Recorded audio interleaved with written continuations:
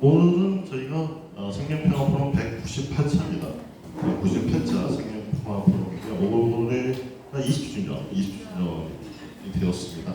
그래서 올해 초반부터 윤석열 정권의 다양한 정책별로 강연을 저희가 준비했었고, 노동정책, 하중간 교수님이 노동정책, 그리고 또 외교, 국방 관련된 김종대 의원 모셔서 하고요. 가장 큰 이슈죠. 검찰 권력과 언론 권력, 그래서 언론 개혁에 대한 준비를 했습니다. 그리고 어떤 분이 보실까 저희가 고민하다가 변상욱 기자님께서 1983년에 CBS에서 기자 생활을 하셨습니다. 지금 한 40년을 하셨죠. 40년을 하셨고 또 현장에서 현장 취재 중심으로 쭉 다 활동을 하셨습니다. 그래서 저희가 변상욱 기자님을 모셨는데요. 처음에 섭외하는 게 전화드리면 참 어렵잖아요. 저도 참 송구하고 사례비도 많지 않고, 근데 너무 흔쾌하게 진짜 그런 말이 있죠. 묻지도 않고 따지지도 않고 정말 흔쾌하게 시간 확인하시더니 바로 허락을 해주셔서 오늘 이 자리에 나올 수 있었습니다. 네, 그래서 오늘은 선생님께서 주신 제목은 시민민주주의와 뉴스 리터러시. 리터러시가 좀 어렵다. 그래서 저희도 이 제목을 어려운데 이런 말씀을 하셨는데 강연을 쭉 듣고 나면 왜 리터러시라는 제목으로 제가 하고 있는지 알 수 있을 것 같고요. 강사님 그래도 잠깐 또 소개를 다 아십니다. 소개를 드리겠습니다. 네, 변호사는 그냥 기자님이 아니시고 대기자님이십니다. 그 이유가 또 있는데요. 그거까지 제가 설명 안 드리고, 방금 말씀드렸듯이 83년에 CBS 기자로 활동하셔서 벌써 40년 기자 생활을 하셨습니다. 그리고 이제 작년 테마시즌 프리랜서로 뉴스가 있는 전화 앵커로도 활동하셨기 때문에 더 저희들이 또 친숙하고 친근감도 들 것이라 봅니다. 보면요, 내용이 너무 많아서 후다닥 한번 읽어볼게요. 주로 시사 프로그램 제작을 하시고 취재보도, 뉴스 앵커, 보도국의 대기자, 그다음에 언론도 소속의 CBS 노동위원장도 역임하셨고, 쭉 이렇게 활동을 하시면서 제가 어느 자료 보니까 쓴 책이 굉장히 많아요. 굿바이 MB라는 제가 티틀 켰는데 그 책의 인쇄를 가지고 해직 기자분들, 후배분들하고 식사를 하면서 조촐한 술자리 하면서 그때 만들어진 게 뉴스타파라고 들었습니다. 뉴스타파를 만드시면서 현장에서 현장 중심의 시민 중심의 언론 생태계를 만드시기 위해서 열심히 활동하셨고요. 상도 많이 받으셨어요. 다 써있는데 한번 보시면 상 이야기 좀 그렇습니다. 그렇죠? 다 써있으니까 한번 읽어보시고, 언론 강연 국기기부터 해서 굿바이 MB, 대한민국 왜 흑발만 하는가, 이런 책들 굉장히 많이 또 썼습니다. 권력과 마음원의 물든 한국교회, 내가 생평의 어떤 뿌리가 또 생명평화 기독교인들였잖아요. 그래서 솔깃한 책이 너무 많습니다. 두 사람이 걷는 법에 대하여 다양한 책을 많이 썼습니다. 뜨거운 박수로 저희 변상욱 기자님을 모시도록 하겠습니다.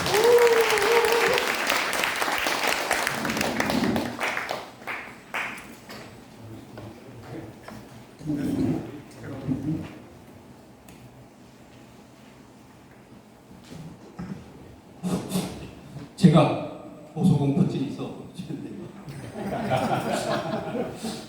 카메라 앵글 잡기가 어려우시고 뒤로 빠질까요? 반가운 얼굴 들으시고 박연정 이철 TV도 만나요. 근데 이렇게 몇몇을 소개도 받고 이렇게 내공을 이렇게 살피다 보니까 제가 그쪽에 앉아 있고 이쪽에 나와서 강연하실 분들이 되게 많은 것 같은데 송구스러운 자리입니다.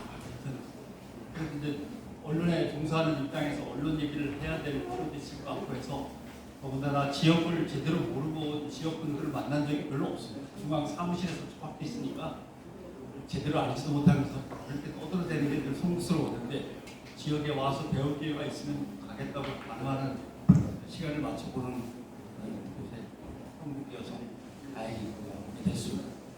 대기자 자꾸 그러는데 아까 잠깐 뭐 얘기가 나왔습니다만은 기자가 나름대로 이렇게 자꾸 올라가다 보면 맨 위가 보도국장입니다. 보도국장.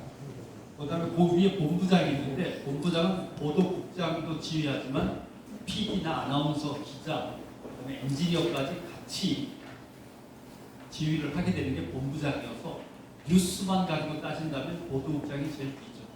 그다음에 본부장. 그다음에 이제 뭐 이사들이 있고 부사장, 사장 이렇게 올라가 있습니다. 그래서 국장이나 본부장을 끝낸 기자는 갈 데가 없습니다. 그래서 논설위원실로 가야 됩니다. 논설위원실이 보도국보다 직급상으로 서열이 한참 밉니다. 논설위원 실장이면은 엄청 높은 겁니다. 보도국장보다 훨씬 높은 거죠. 군대로 치면은 군사령관 정도 되는 거고 보도국장은 야전 사단장 정도 뭐 이런 게. 그래서 이제 논설위원실로 갔다가 거기서 이제 상무도 하고 전무도 하고 사장도 하고 이제 이래야 되는 건데 저는 현장에 취재 기자로 내려보내달라고 하니까 회사가 당황해가지고 어떻게 본부장까지 끝냈는데 또 기자로 내려가냐 그러다가 인사 규정을 다시 개정해가지고 대기자 제도를 만들었습니다. 대기자로 이용을 해줄 테니까 내려가라. 그래서 대기자가 잠깐 했는데 그 대기자는 그 회사에 소속된 사람들끼리의 문제지 밖에 나와서는 전혀 상관할 게 아닙니다. 근데 자꾸 그때 습성대로 다른 사람을 부르시는데 그 청취자들도 대기자라고 자꾸 부르는 걸 들으셨는지 자꾸 또 불러주셔서 아직도 대기자인데 대기자 요새 맞습니다. 다 마이갈입니다. 군대 갔다 온 남자분들만 뭐 바로 알아들으시는 얘기였습니다만 요새 대기자는 거의 다 마이갈입니다. 사실 제가 한 4번째 같습니다. 대한민국에서 한 4번째. 그 이후로는 회사들마다 다 그 제도를 만들었습니다. 왜냐하면 이게 이제 한국 사회 변화와 관련이 있는 건데 제가 이제 학번은 77학번이거든요. 그러니까 58, 5년생 이때가 대한민국에 애들이 제일 많이 쏟아져 나온 그때입니다. 아시죠? 키 크죠? 58년 대기, 5년 대기 유명하죠. 하다못해 뭐 이경규, 그다음에 가수 김흥국 다 그런 것들. 언론사도 그렇습니다. 언론사도 제가 학교를 좀 일찍 들어가고 대학 4학년 때 취직이 되는 바람에 빨리 입사를 하긴 했는데 언론사도 그러니까 83, 84, 85, 86, 87 해갖고 88 올림픽 때문에 또 많이 뽑았고 해서 한 91년, 2년까지 엄청나게 사람이 많습니다. 그러니까 언론사에 가면 젊은 사람 조금 있고 나이 많은 한 55세, 60세 그 사람들 엄청 많습니다. 전부 다 대자를 달아줘야 되는데 얼마나 회사가 힘들겠습니까? 그냥 요새는 그냥 풀어버려. 다 알아서 마이가리로 달고 다니는 시대가 되고. 그 다음에 무슨 얘기를 하다가 그 얘기가 나왔습니다. 그리고 대자 붙는 거 되게 불편합니다. 요새는 대통령이 제일 속쓰기지. 대통령들 다 감옥 가지. 대법원 판사가 감옥 가는 줄 알았더니 대법원장도 감옥 가지. 대자 붙은 사람의 말로가 제가 별로 반가워하지 않습니다. 어디부터 시작해야 되는지는 좀 막막하지만 되게 언론의 발전은 민주주의하고 개정을 같이 합니다. 민주주의가 300년, 200년 걸리면서 발전하면 언론도 거기에 따라서 맨 처음에는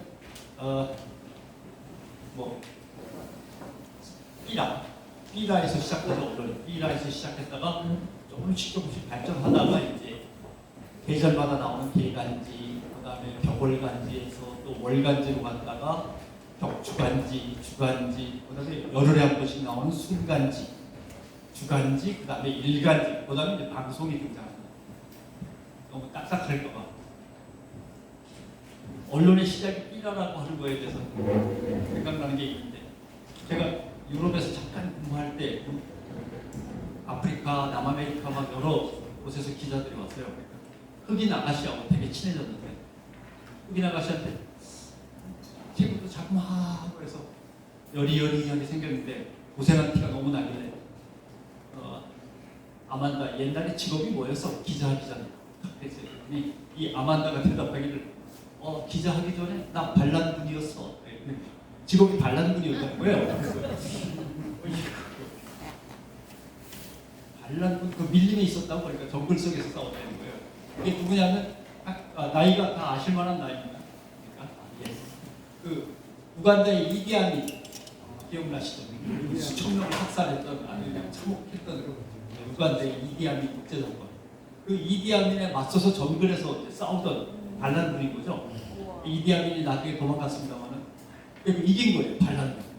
그 정글에서 이 아만다는 가리방 들고 가지고 옛날 부자스가 가리방 들고 가지고 막 소식이 전하고 이런 거 하다가 게릴라로 싸우다가 자기네들이 이겼으니까 정부로 들어가서 국영방송 기자가 됐죠. 그래가지고 이렇게 저랑 만나게 됐는데 이게 이제 언론의 시작입니다. 가리방. 근데 그렇게 해서 민주주의가 발전하면 언론도 따라 발전하는데 대한민국은 이게 좀 엉킵니다. 왜냐하면 조선 왕조 때는 또 그런 게 없었는데 대한제국으로 바뀌면서 급히 만든 게 한중 순보입니다. 순보부터 시작합니다. 월간지 이런 거다 건너뛰고 순보에서 시작하는데 그 한성 순보 자체도 정부 기관지라는 거죠. 시민들의 언론이 아닙니다. 그래서 한성 순보로 시작할 때 바로 독립신문이 일간지로 등장합니다. 독립신문이 나와서 옳시고 했는데 갑자기 일본에게 강탈당하고 나라를 빼앗긴 다음에 식민지 언론으로 바로 넘어갑니다. 거기서 눈치 빠르게 조선일보와 동아일보가 나왔습니다. 결국 대한민국의 언론은 한성 순보로 시작해서 독립신문이 나왔다가는 바로 한국에 조금 괜찮았던 신문이 있고 그다음부터 바로 식민지 언론으로 넘어가죠. 그래서 정상적인 민주주의와의 궤적을 맞춘 발전을 전혀 하지 못했습니다. 그런 다음에 해방 뒤에는 미군정 하에서 또 신문, 그다음에 한국전쟁을 겪었고, 그다음에 바로 박정희, 유신정 국가에 쭉 밀고 갔다가 전두환 끝나죠. 박정희 유신정권 시절을 겪으신 분들이 꽤 계시겠지만 그때 언론 탄압이라고 하는 것은 간단했습니다. 검은 직구차에 태워가지고 남산에 데리고 가서 주워박은 다음에 며칠 이제 자만 재우고 굶기면서 주워박고 아까진기 바른 다음에 집에 보내주고 집에 가. 유명한 에피소드도 있습니다. 어떤 사람이 광화문 내거리에서 북쪽에 향해서 손가락질하면서 너 한 놈 때문에 온 국민이 이렇게 고통을 받고 있잖아 이 나쁜 자식아 막 욕을 한 거죠. 광화문 내거리 이순신 장군 그 동상 바로 앞에서 달랑 들려가지고 남산으로 가. 한참 떼다가 아마 수사관이 물은 모양이죠. 농담으로 전해서 오는 얘기입니다만 그래 네가 말한 그 너 한 놈 때문에 그렇다는데 너 한 놈이 누구야? 그러니까 친구가 갑자기 김일성이요 이렇게 대답합니다. 국적을 향해서 자기 선택했다 이거죠. 그러니까 얼마나 미안한지 진짜 그렇게 얘기를 하지. 그래서 택시비 줘갖고 돌려보내는데 갑자기 이 친구가 다시 들어오더니 근데 나는 김일성이라고 생각했는데 아저씨는 뭐라고 생각하는 거예요. 따져묻더라는 거예요. 수사관한테 나는 그렇다고 치면 당신은 누구라고 생각해요. 따져묻더라는 거예요. 아무튼 그런 엄혹한 시절을 이제 박정희 유신 정권이 흘러갑니다. 그때는 불러다 때리면 되죠. 불러다 때리는 중에 이제 사건이 생기죠. 1973년에 조선일보에서 몇몇 기자들이 어떻게 언론이 정치 권력에게 짓밟혀가지고 이렇게 지낼 수가 있나? 우리는 이렇게는 못 산다. 자유민주 언론 실천 선언을 해버립니다. 그랬더니 언론들이 그동안 참고 참았던 게 터지기 시작하는 거죠. 근데 조선일보 기자들이 언론 자유를 돌려달라고 딱 일어서는 순간 바로 해직당합니다. 그 사람들이 조선투입니다. 근데 이 해직이라는 것이 박정희 대통령이 시킨 게 아니고 조선일보가 알아서 위에서 내려오시면 저희가 먼저 저희 선에서 처리하겠습니다 하고 빨리 친 거죠. 그리고 조선일보는 박정희 정권으로부터 신임도 없고 골치 아픈 기자들 일찌감치 처리하고 그렇게 해서 지나갔는데 74년에 동아일보에서 또 기자들이 머리띠를 메고 정부에 저항해서 깃발을 듭니다. 그것이 동아투위가 되는 거죠. 그래서 조선투위에 이어서 동아투위인데 동아투위 때는 좀 달랐습니다. 그때는 동아일보가 상당히 야당지였습니다. 다 기억하시겠지만 전국의 야당지가 대표적인 게 두 개, 세 좀 애매합니다. 두 개. 대구의 매일신문이라고 괜찮은 신문이 있었는데 그 다음에 이제 부산의 국제신문이 야당지였습니다. 지독한 야당지였죠. 그 다음에 서울의 동아일보 이렇게 돼 있습니다.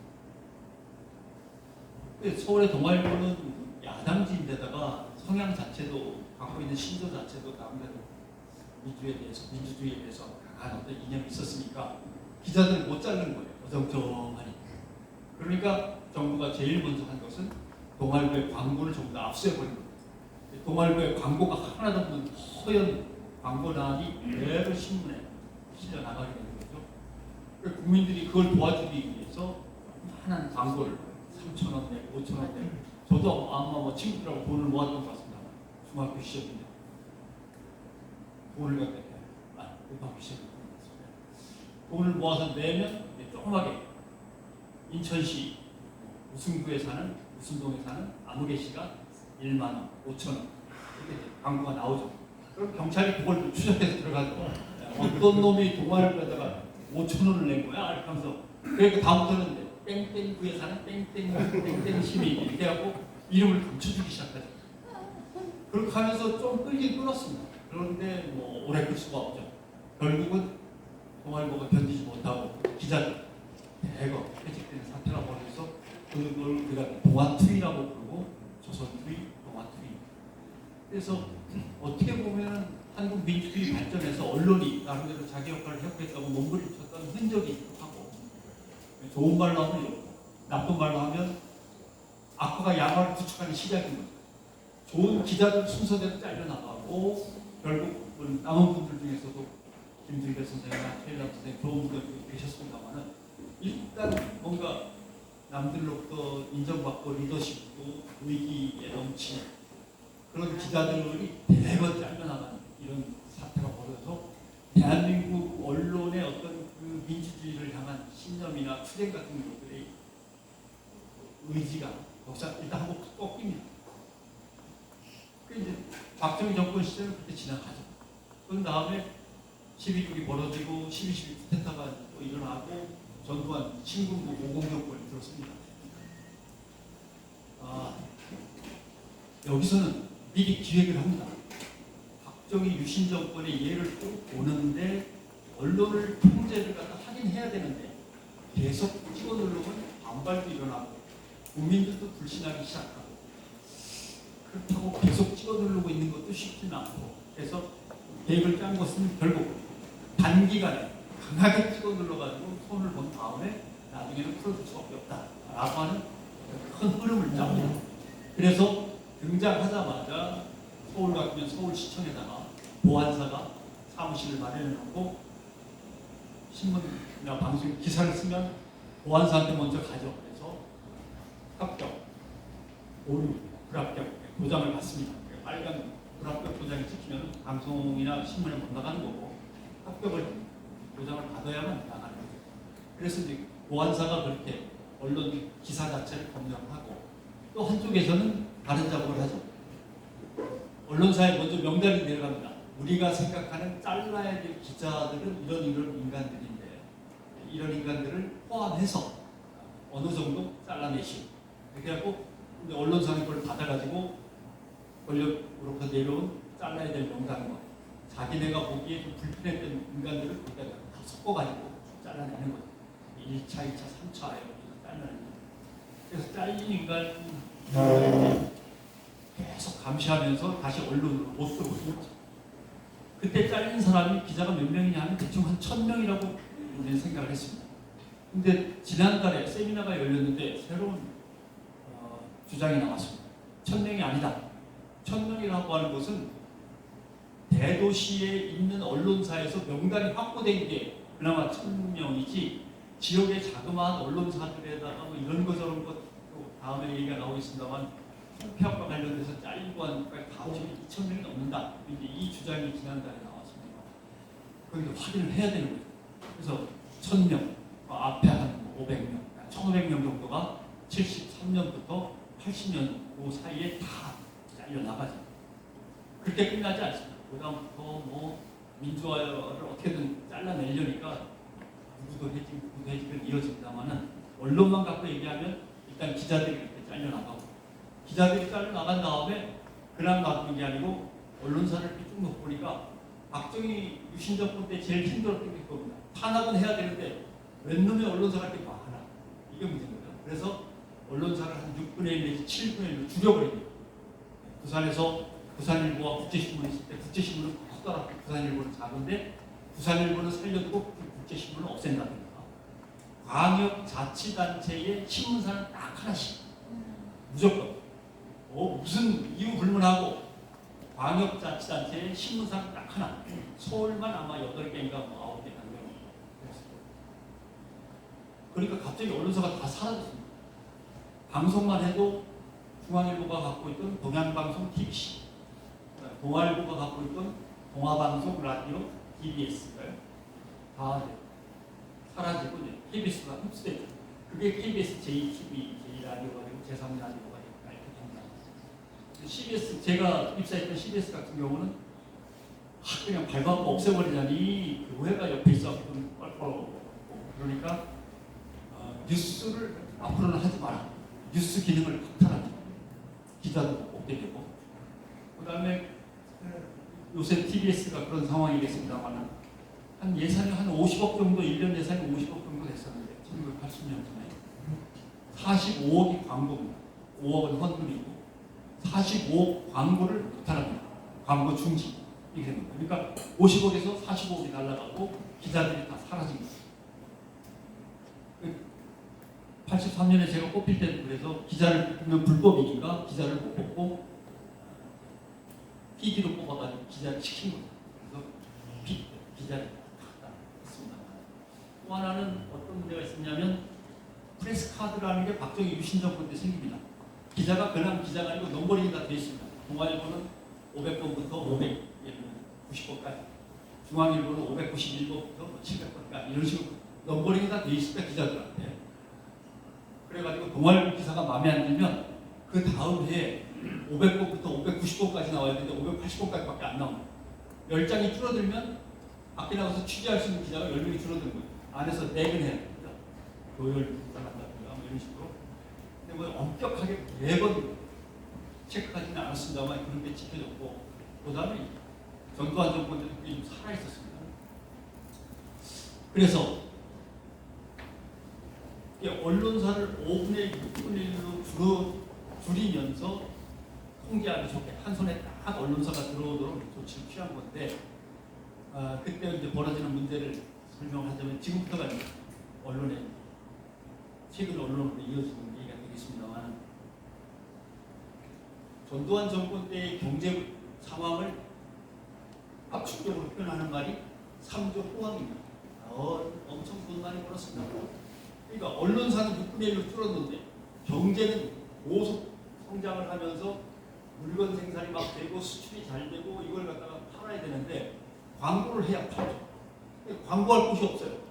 KBS, MBC 9시 뉴스에 광고를 넣으려면 재벌 회사들도 몇 달 전부터 빌고 빌어가지고 뭐 맞춰놔야 언론의 광고가 실린단 말이에요. 그러니까 중앙 언론사 다 합쳐봤자 11개인가 2개밖에 안 되는 데다가 지역도 광역단체 단체마다 신문이 딱 하나씩밖에 없고 근데 뭐 대중매체에 광고를 해야 물건이 팔릴 텐데 난리가 났죠. 그래가지고 뭐 끼어 팔기에 뭐에 급행기에 난리가 났습니다. 그래서 대단히 죄송한 얘기지만 그때부터 70년대의 언론은 권력에 불종하는 언론이었는데 80년대의 언론은 기득권 체제와 지배 체제로 자기가 한 걸음 쑥 들어가는 겁니다. 엄청난 돈을 받으니까요. 삼성, 현대보다 훨씬 더 많이 받았습니다. 보너스가 800에서 1200 사이로 왔다 갔다 하고 지금 나온 게 보너스인지 누군지 잘 모르는 거예요. 계속 나옵니다. 이럴 정도로 중앙의 언론사를 보너스를 받아. 거기다가 갑근세도 면제입니다. 기자는 너무 고생하신다고. 본봉에 대해서만 세금을 내고 나머지 취재비, 무슨 비 뭐 곁다리로 붙는 모든 거에 대해서는 근로소득세가 면제되고 언론사는 각종 감면 혜택을 받고 전기세, 수도요금 등등 언론사가 사서 쓰고 하는 모든 물건에 대해서는 세금이 감면 혜택이 있고 이런 거죠. 내가 뭐 온갖 특혜가 다 주는데 음주운전 마음대로 할 수 있었고 그래서 심지어 유튜브에 나가도 될지 모르겠지만 운전면허를 따고 싶으면 면허증이 먼저 도착합니다. 교통과장님이 탁 들어오시면서 아무개 기자님 면허증 나왔습니다. 수고했어요. 그래도 가실 때 저희 경찰관 하나 붙여드릴 테니까 가시면서 이렇게 보시면서 주행 연습하고 가시죠. 그런 식. 이런 기자실이 있으면 이 기자실을 요만큼은 막내들이 쓰고 요만큼은 중간 큰 넓은 기자실을 이제 고참들이 쓰시고 고참들 방에 함부로 못 들어갑니다. 들어오라고 할 때까지는 안 오니까 똑똑하고 살짝 들어가면 다들 퍼팅 연습합니다. 엄청난 호황을 누리던데 그러니까 몇 명 안 되는 언론에 엄청난 돈이 몰려들고 정부는 무슨 특혜든지 다 주겠다고 하고 1년에 공짜 여행을 뭐 해외여행만 따져도 10번에서 20번이 나갈 수 있는 시대였으니까 언론이 완전히 기득권으로 들어오는 지배체제의 한 부분이 됩니다. 그러면서 언론이 기름이 끼기 시작하고 그때부터 붙은 이름이 옛날에는 불종하는 언론이었지만 이때부터는 관변 언론이라는 말을 불립니다. 관변 언론. 네, 그래서 언론의 타락이 언제부터 시작됐냐라고 하면 타락으로 치면 여기서부터 옛날에는 두들겨 맞다버리면 꼼짝 못했지만 타락으로 친다면 이때부터 타락이 이렇게 오는 거예요. 그렇게 해서 80년대가 지나가고 87년 민주화가 되고 이러면서 바뀌는데 여기서 특징이 있습니다. 민주화 이후에 진보적인 성향의 정권이 들어서면 언론을 대할 때 시스템으로 대합니다. 무슨 말씀이냐면 언론이 이렇게들 펼쳐져 있고 이런 활동들을 하면서 이렇게 먹고 사는구나. 근데 이건 너무 좀 부조리하다. 또는 문제가 있는 것 같다. 이걸 좀 바로잡거나 균형을 좀 맞춰야겠다. 이런 생각을 하게 되는 게 진보적인 성향의 언론이죠. 대표적으로 김영삼 대통령. 맨날 가만히 있다가 갑자기 언론한테 오더니 그 삼당합당이라 노태우 대통령의 뒤를 이어서 보수적인 어떤 정책 운영을 할 줄 알았는데 또 그렇지만은 않았습니다. 하나회를 없앤 것도 거기에 들어 금융실명제도 도입하고 여러 가지 있어서 그랬더니 언론한테는 갑자기 장관도 재산을 공개하고 대통령도 공개하고 국회의원도 공개하는데 언론사 간부들 재산 공개 얼마나 헤쳐먹는지를 봐야겠어. 이 뜻이죠. 얼마나 헤쳐먹는지 봐야겠으니까 재산을 공개해. 깜짝 놀랐습니다. 난리가 났죠. 어떻게 합니까? 대통령이 하자는 조금씩 합니다. 그러다가 끝납니다. 왜 끝나냐면 운이 좋은 건지 나쁜 건지는 모르지만 김영삼 대통령의 아들이던 김현철 씨가 문제가 뻥 터집니다. 그래서 감옥 가죠. 그러니까 김영삼 대통령이 동력이 뚝 떨어져 버려요. 아무것도 못해요. 아무것도 못하고 그냥 하다가 IMF를 맞게 되는 거죠. 그래서 그렇게 해서 IMF 김대중 대통령이 들어왔을 때는 기대를 했습니다. 저 양반은 노벨 평화상까지 받은 양반인데 좀 괜찮으시겠지. 라고 했더니 이 양반도 더 해. 갑자기 언론사한테 그동안 세무조사 받으신 거 없죠? 한번 받아보시겠습니까? 이거 갑자기 언론사들이 세무조사를 받는 거예요. 생전 안 받아본 세무조사를 언론사들이 받는 거예요. 난리가 났죠. 그리고 결국은 신문사 회장님은 나중에 구속도 됐습니다만 거기서 이것저것 비판하는 바람에 언론사가 세무조사를 다 봤습니다. 그랬더니 그다음에 노무현 대통령이 들어섰는데 이 양반은 갑자기 지금까지 12개 또는 나중에 들어서 15개 언론사만 15개 언론사만 기자단을 꾸려갖고 지들끼리 모든 특권을 다 먹어치우고 밖에 인터넷 신문이 새로 생겼는데 인터넷 신문들은 근처에 오지 못하게 하고 지방 신문도 못 들어온다, 잡지사는 어림도 없다 이러면서 10몇 개 언론사만 항상 특권을 누렸지. 이 특권을 빼야겠어. 다 나간 다음에 큰 브리핑룸으로 개편을 하더니 문을 열어두면서 15개 기자단 언론사 말고 모든 언론사가 마음대로 들어와도 좋습니다. 보도자료 다 똑같이 나눠주고 브리핑 하실 때 질문하면 질문에 답변 다 해주고 몇 개 언론사만 항상 담고 해가지고 공무원들하고 결탁돼서 수근수근 하던 거에 대해서 철퇴를 가는 거예요. 그랬더니 갑자기 진보 언론 플러스 보수 언론 다 언론 자유에 대못질을 하는 대통령 하면서 난리가 났죠. 이게 진보 정권이 언론을 대할 때의 태도를 이렇게 시스템 전체를 보면서 이렇게 바꿔야겠어, 저렇게 바꿔야겠어라고 하죠. 보수 정권은 그렇게 안 합니다. 그렇게 바보 같은 짓을 안 하죠. 보수 정권은 나오면서 무조건 우리 편이 돼줄 사람 딱 뽑고 얘기를 한마디 해봤자 말을 들어먹을 인간들이 아닌 놈들은 저쪽으로 가. 이쪽에는 딱 하나 주면 바로 우리 편. 이쪽에는 다 할 성향이어서 일단 몇 개 주어 봐봐야만 되는 거야.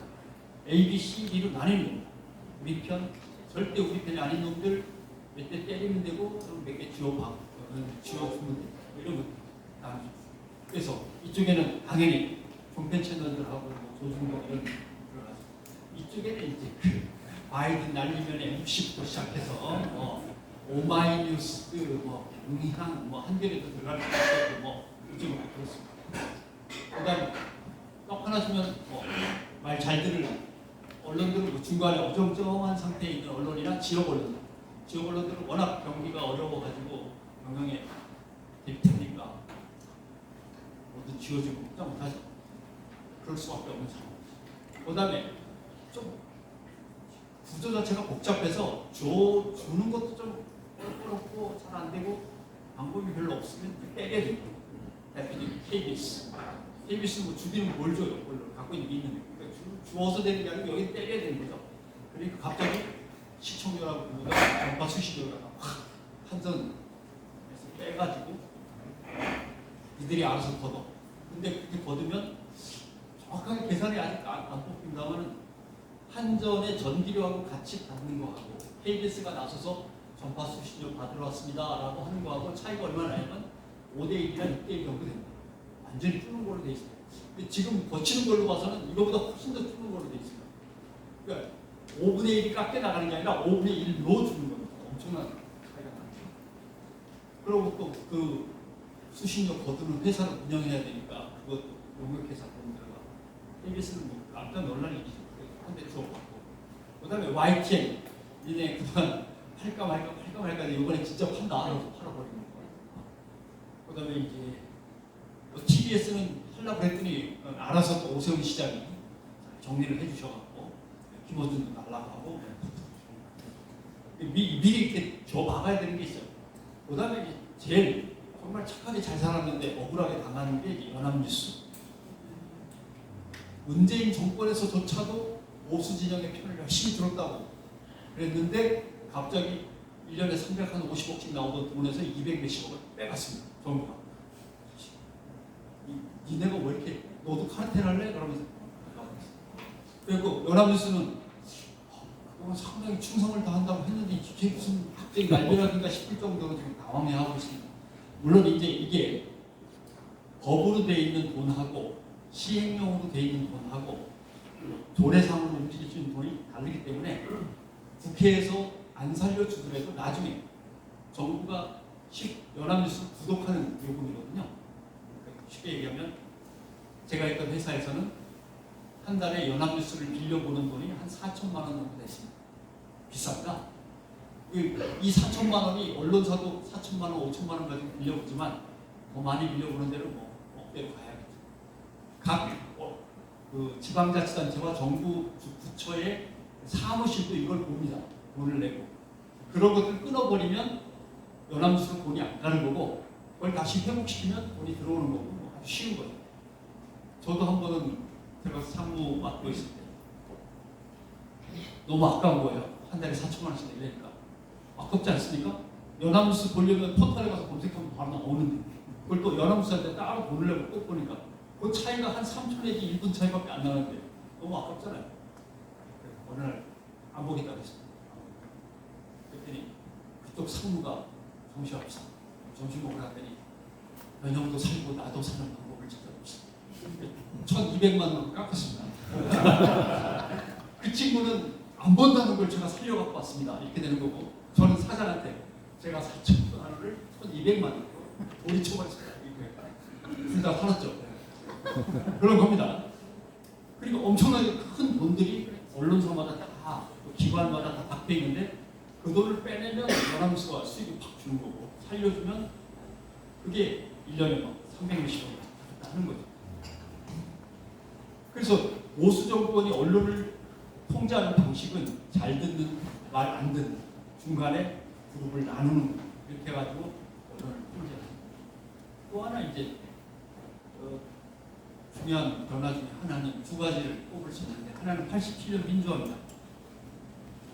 87년에 민주화가 돼서 지난 정권에 있었던 부조리한 사회 구조적인 모순들을 다 해결해야 되는데 누가 해결하겠습니까?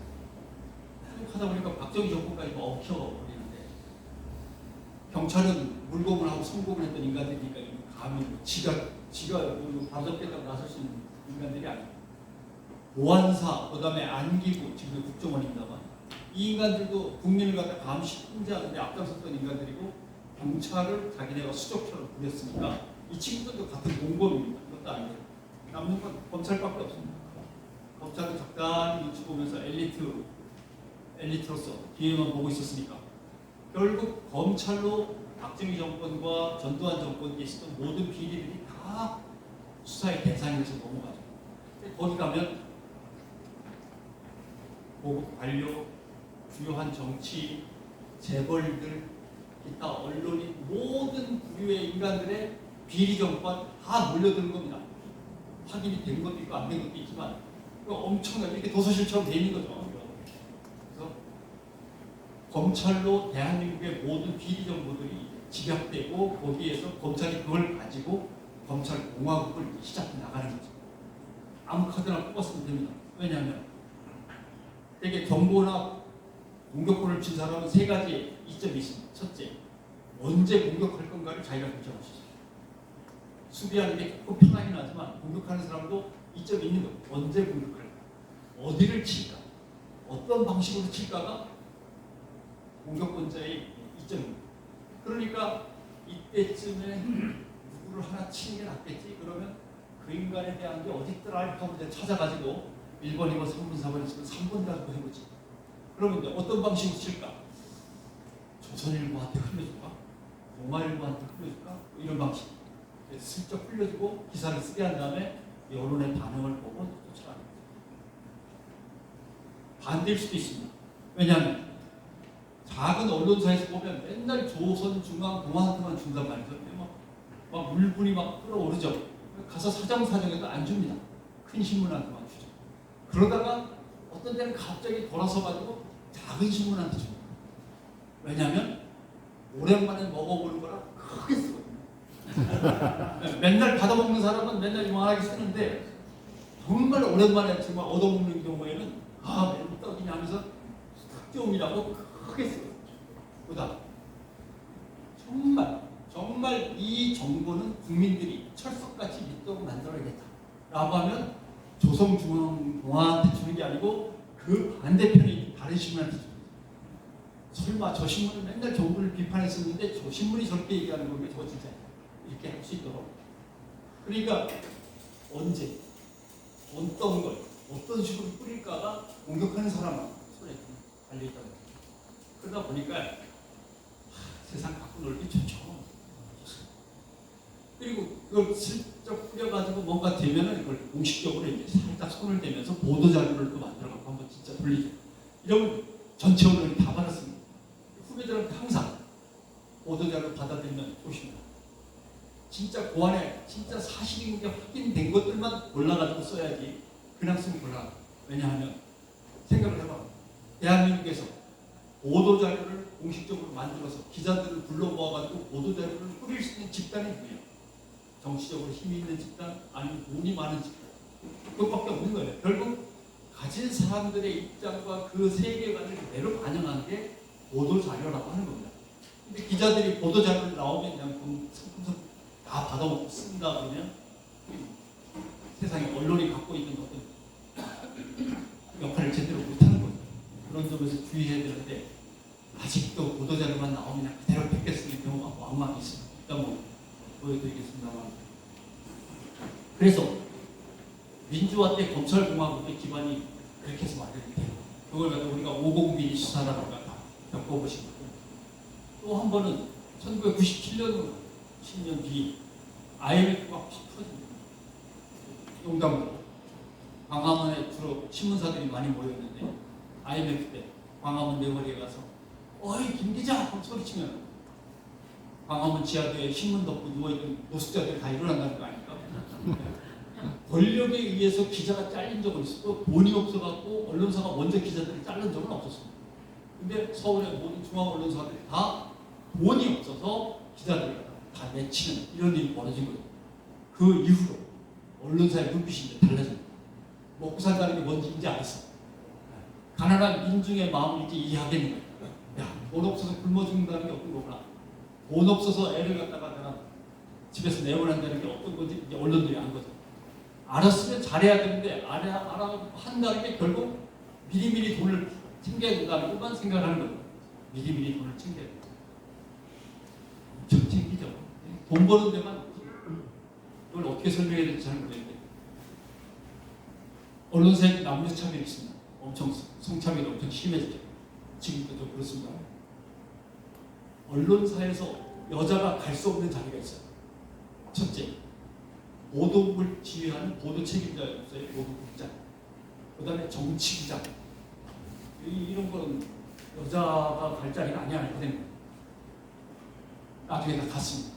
사건반장도 좀 어려운 자리인데 사건반장, 검찰과 법원을 담당하는 법조팀장, 그 요새 유행한다는 법조팀장 이런 것도 여성들이 다 뚫고 들어갔습니다.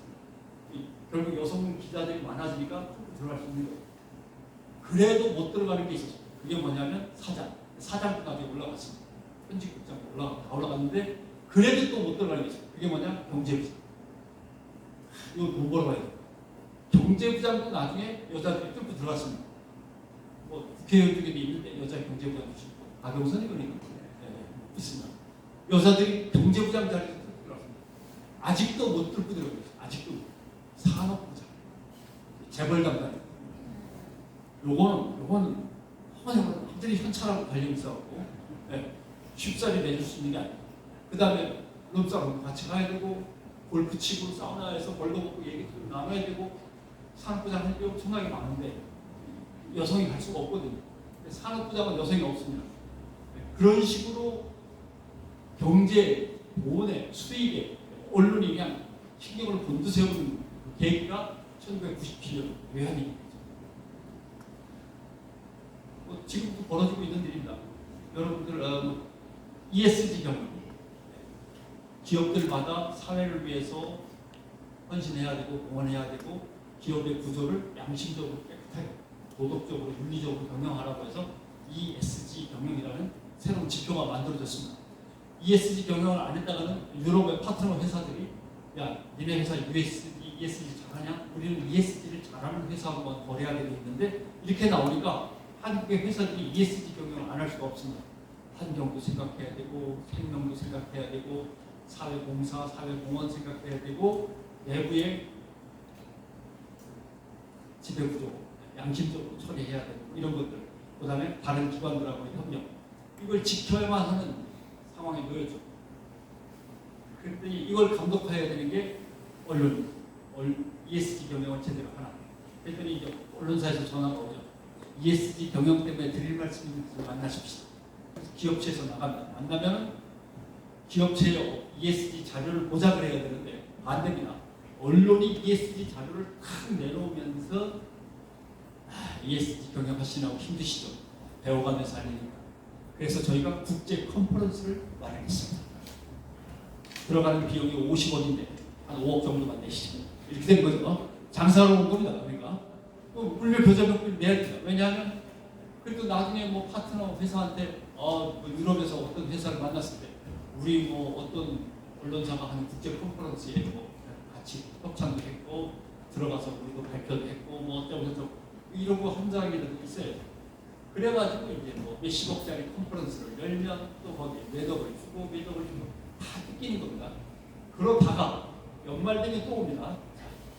그동안 우리 ESG 컨퍼런스 도와주시라고 너무 고맙습니다. 별 말씀드립니다. 그래서 저희가 상의라도 하나 드리려고 ESG 경영 대상 금상 가져가시죠. 대상 가져가시죠. 아유 뭐 안 주셔도 되는데 아니요 드려야 됩니다. 여기서 이제 기업의 고민이 있습니다. 받긴 받겠는데 제발 비밀로 해주시고. 왜냐하면 다른 언론사에서 또 와가지고 야 니네 그쪽만 맨날 해준 모양이더라 거기서 상 받았더라 이렇게 된 거죠. 제발 우리가 상 탔다는 걸 아무한테도 알리지 말아주시고 지가 무슨 이순신이야 이렇게 된 거예요. 상을 받습니다. 울며 배정. 그럼 다시 차려. 상 받은 거 축하드립니다. 아니다, 다 덕분이죠. 축하 광고 내셔야죠. 아니, 상을 받았으면 우리 기업이 ESG 경영 잘해가지고 금상을 받았습니다라고 신문 광고를 내야 될 거 아니에요. 자랑을 해야 될 거 아닙니까? 이렇게. 그러면 또 가만히 안 있어요. 그 다음에 되면 제가 우스갯소리로 하는 것 같지만 실제 기사나 아니면 보고서를 읽어보면 눈물 없이 읽어. 다음에 되면 나옵니다. 지난해 ESG 경영과 관련해서 그 대상과 관련해서 고생이 많으셨죠. 그렇게 너무 어렵게 하지 마시고 그럼 어떡할까요? ESG 클럽이라는 걸 만들었는데 클럽에 안에 들어오십시오. 얼마인데요? 10년 전에 2천만 원이었습니다. 상장회사는 2천만 원, 비상장에서 1천만 원입니다. 싸게 해줍니다. 상장이시니까 2천만 원 내시죠. 그러면 뭐 해주시면 돼요? 국제 컨퍼런스 그냥 들어오시면 되고요. 어쩌고저쩌고 그 다음에 유명한 전문가들 저희가 수시로 만나게 해드리고 어쩌고저쩌고 2천만 원 또 울며 겨자 먹게요. 그것도 나중에 또 다른 회사하고 뭐 투자협약 같은 거 할 때 우리 ESG 잘합시다 근거가 되니까 그렇게 한단 말입니다. 그러면 자 눈물 없이 들을 수 없다니까요. 자 ESG 클럽에 들어갔어요. 그러면 2천만 원 내고 들어갔으니까 깎아줍니다. ESG 국제 컨퍼런스 열리는데 지난번에 5억, 3억 이렇게 했는데 한 5천만 원만 내시죠. 1억만 내시죠. 싸게 깎아주면 깎아서 갔어요. 다시 옵니다. 컨퍼런스에 한 500명 정도 앉아야 되는데 거기 다 유료로 입장료가 유료로 돼 있기 때문에 한 50장만 가져가시죠. 100장만 가져가시죠. 이렇게. 그럼 니네 기업에서 홍보팀하고 해서 잠깐 미리 표는 돈 내고 사고 거기서 알아서 써라 이거죠. 그러면 100장, 50장 손에 쥐었는데 직원들 서로 안 가려고 그러죠. 가라. 가서 잠이 치우고 커피 한 잔 마시고 와라. 이렇게 보냅니다. 사실 ESG를 제일 잘 아는 건 기업의 담당자들이 제일 잘 알고요. 언론사는 잘 몰라요. 평가할 기준도 마땅치도 않고 그 다음에 전문가들도 아직 많지 않아가지고 교수님 몇 분 정도만 잘 아시지 ESG에 대해서 제일 잘 아는 사람들을 끌고 다니면서 ESG 할 틈도 없게 만듭니다. 돈은 자기네가 다 가지고 완전히 재주는 누가 부리고 돈은 누가 챙기는 걸 마찬가지. 지금도 벌어지고 있는 일인데 지금 벌어지는 거예요. 그러니까 어떨 때는 창조 경영, 녹색 경영, 구호가 바뀌면 언론은 그걸 가지고 항상 장사를 하게 돼 있어요. 나중에는 ESG 생기니까 ESG 다음에 또 어떤 경영이 나올지 모르지만 IT에, 챗GPT에 뭐 AI에 뭐 이런 것도 유행하는 거 있으면 또 국제 컨퍼런스 이렇게 됩니다. 그게 다 돈 없는 소름에 대해서 언론사가 미친 듯이 뭔가 새롭게 해보려고 하는 건데 방향이 잘못된 거죠. 그러니까 언론사가 내보내는 기사들조차도 전부 다 손님을 끌기 위해서 낚시질, 뭐 어그로, 뭐 다 그렇잖아요. 피싱, 후킹, 손님을 많이 끌기 위한 쪽으로 기사를 쓴단 말이에요. 예전 같으면 기사의 평가 기준이 뭐냐? 중요하냐? 새로운 것이냐? 공공공익을 위해서 가치가 그만큼 있는 것이냐? 이런 것들이 기사를 판단하는 기준이죠. 지금 기사 판단의 기준은 사람들이 많이 볼까? 광고가 붙을까? 이게 기준이라고. 이걸 가지고 언론사가 뉴스를 만드니까 엉망진창이 되는 거죠. 그렇게 눈물 없이 들을 수 없는 일입니다. 그리고 그래서 언론이 점점점 타락의 길을 걸어가게 되는데 이제 정치적인 얘기를 시작을 해보면 정치적인 얘기를 하니까 갑자기 뭐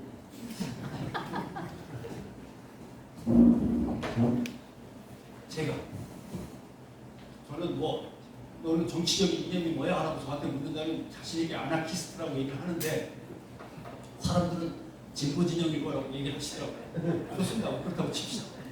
제가 진보 진영에 속한 기자라고 치고요. 근데 보수 정권이 들어섰어요. 그럼 제가 제일 먼저 뭘 하겠습니까?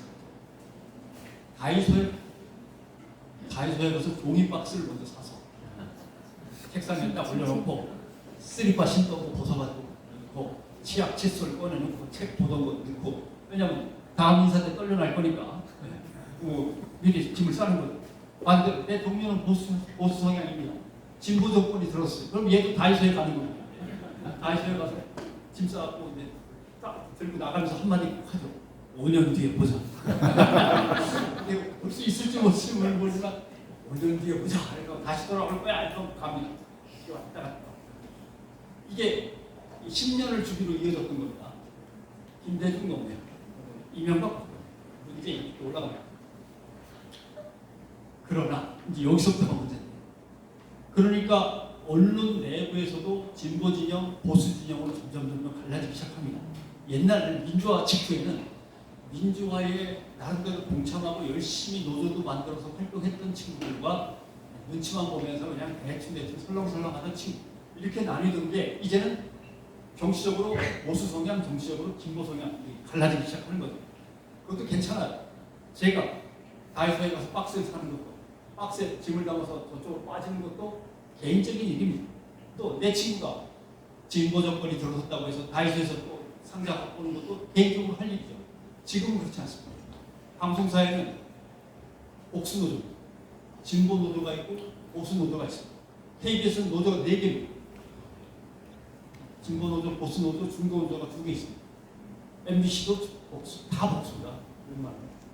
안 그런 데도 먼저 복잡해집니다만. 그러니까 KBS, MBC만 놓고 보면 중요한 국가의 공영 언론인데 보수 노조, 진보 노조가 있는 거예요. 그러니까 짐을 싸면은 개인적으로 나가는 게 아니라 짐을 싸가지고 보수 노조 사무실로 가는 거예요. 진보 노조 사무실로 가서 합법적인 정치적 조직 하에 합법적인 정치 활동을 할 수 있는 겁니다. 하고 있고 그렇게 되는 거죠. KBS 같은 경우 김땡땡 사장 나가라고 보수단체에서 와가지고 KBS 안에다 텐트를 치고 농성을 했습니다. 그랬더니 이쪽에는 KBS 보수 노조가 역시 텐트를 치고 얼쏘 하면서 농성을 합니다. 이게 방송 모습인 거예요. 보수 노조가 생기면서 이런 일이 확 벌어지는 거예요. 완전히 정파적으로 합법적으로 일을 할 수 있도록 되어 있습니다. 또 하나의 문제.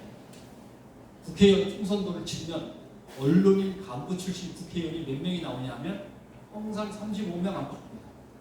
언론인 간부 출신이 은근히 많습니다. 그러면 대개 12%에서 15% 정도 국회의원이 300명이니까 그러면 언론인 간부 출신 정치인 한 3, 40명 되나 봐. 아니죠. 당선된 사람이 35명이고 떨어진 사람까지 치면 더 많죠. 공천에서 떨어진 사람도 거기다 또 얹으면 더 많고 이번에는 공천에도 못 내민 사람까지 치면 더 많고 그래서 서울 주요 언론사 간부 출신의 정치인이 대개 120에서 150명 잡습니다. 근데 이 친구들이 가만히 있냐? 보수 성향의 정치인이 된 사람들은 보수 노조하고 연락하고 진보 성향의 정치인이 된 사람은 진보 노조하고 연락하고 남아있는 후배들 목에다 빨대를 꽂고서 계속 그래서 거기서 정보가 착착착착 오는 거죠. 얼마나 정리가 잘 돼서 빠르게 오는지만 왜냐하면 자기들 일이었으니까 얼마나 잘 알겠습니까. 언론사에 남아있는 후배들이 귀신같이 정리하고 그러면 이럴 때는 이렇게 하고 이렇게 하고 고치까지 다 해가지고 참 넘어오면 그걸 또 당에서 받아가지고 바로 성명서 나오고 뭐 보고서 나오고 이건 아닌 겁니다.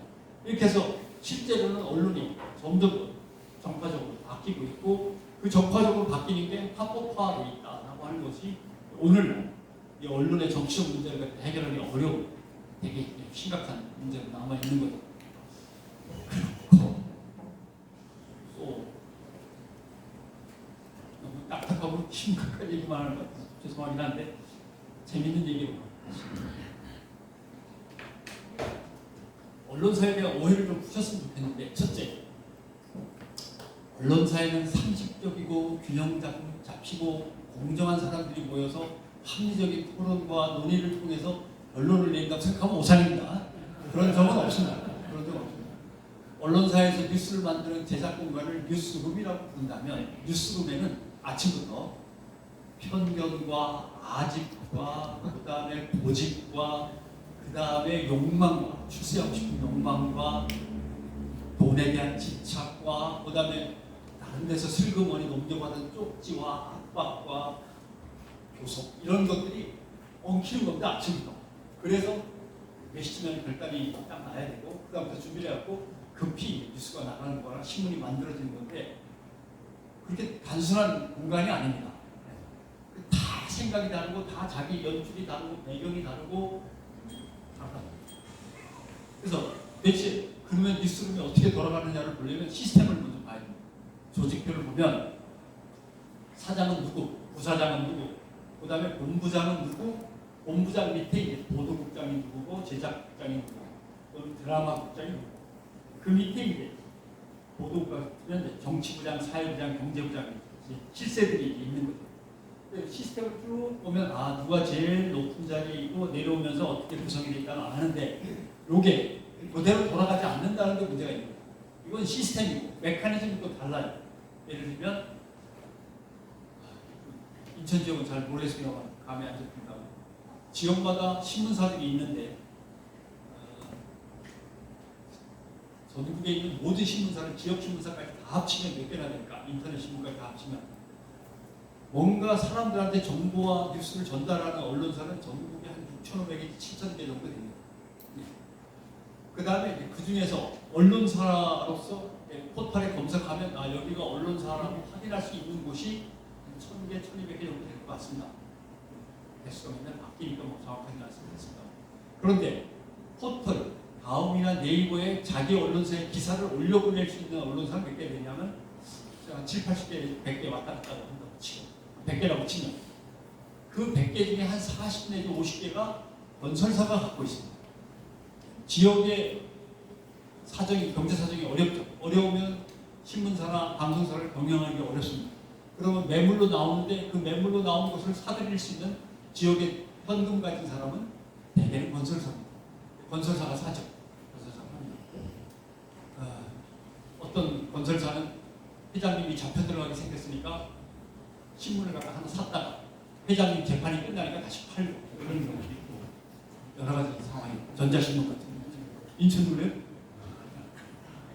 그다음에 이번에 YTN 건설이 끼고 미국 같으면 되게 헤지펀드가 많이 사가는데 대한민국 건설사가 사가는데 이번에 YTN을 사간 거는 건설 플러스 헤지펀드 약간 헤지펀드는 아니고 펀드 같이 결합된 묘한 형태의 미국을 뭔가 쫓아가는 듯한 느낌이 듭니다만 그렇게 됩니다. 그럼 제가 기자입니다. 어떤 건설사 회장님이 나쁜 짓을 저질렀어. 기사를 막 쓰다 보니까 아니야 저 회사 저 회장님이 신문사도 하나 갖고 계신 것 같은데 이렇게 되면 제가 봐드려야죠. 봐드릴 수밖에 없지 않습니까?